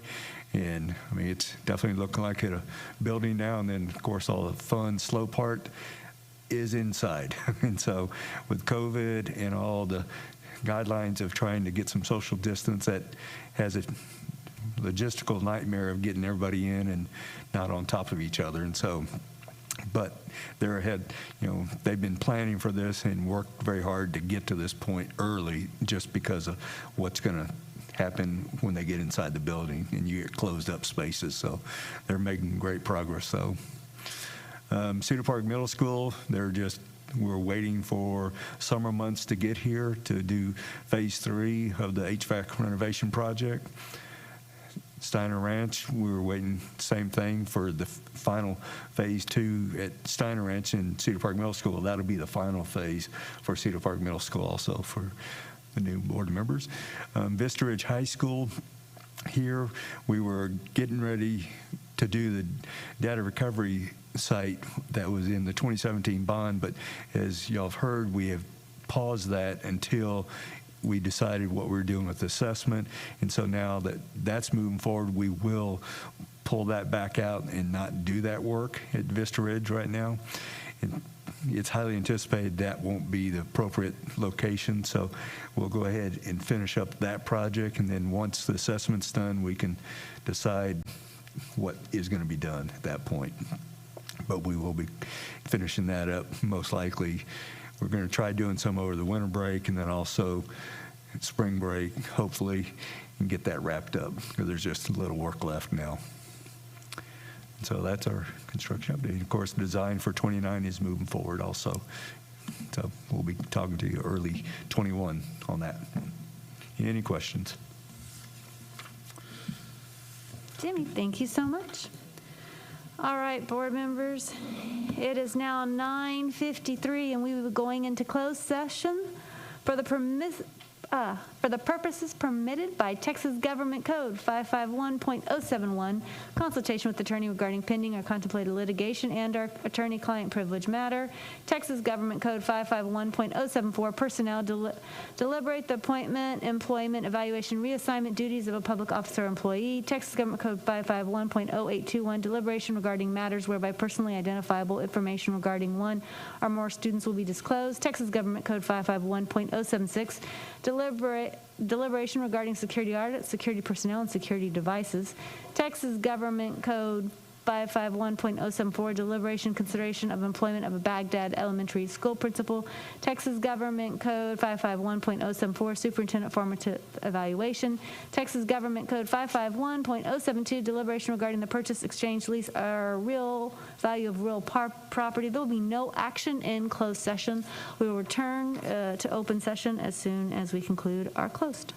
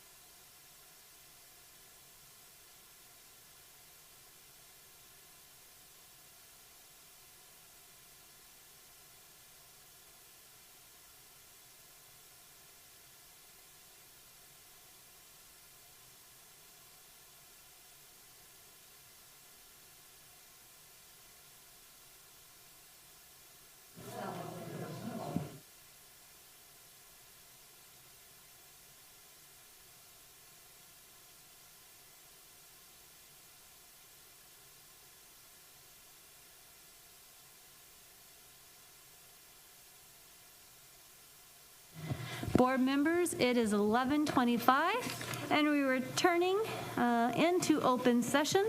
Are there any motions?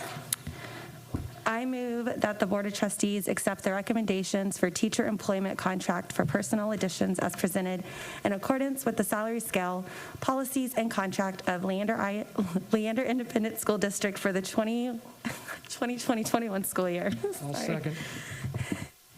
Motion from Anna, second from Jim. All those in favor, please raise your hand. 6 ayes, no nays, motion carries. Are there any more motions? That's it? All right, there are no objections. We will adjourn. Thank you.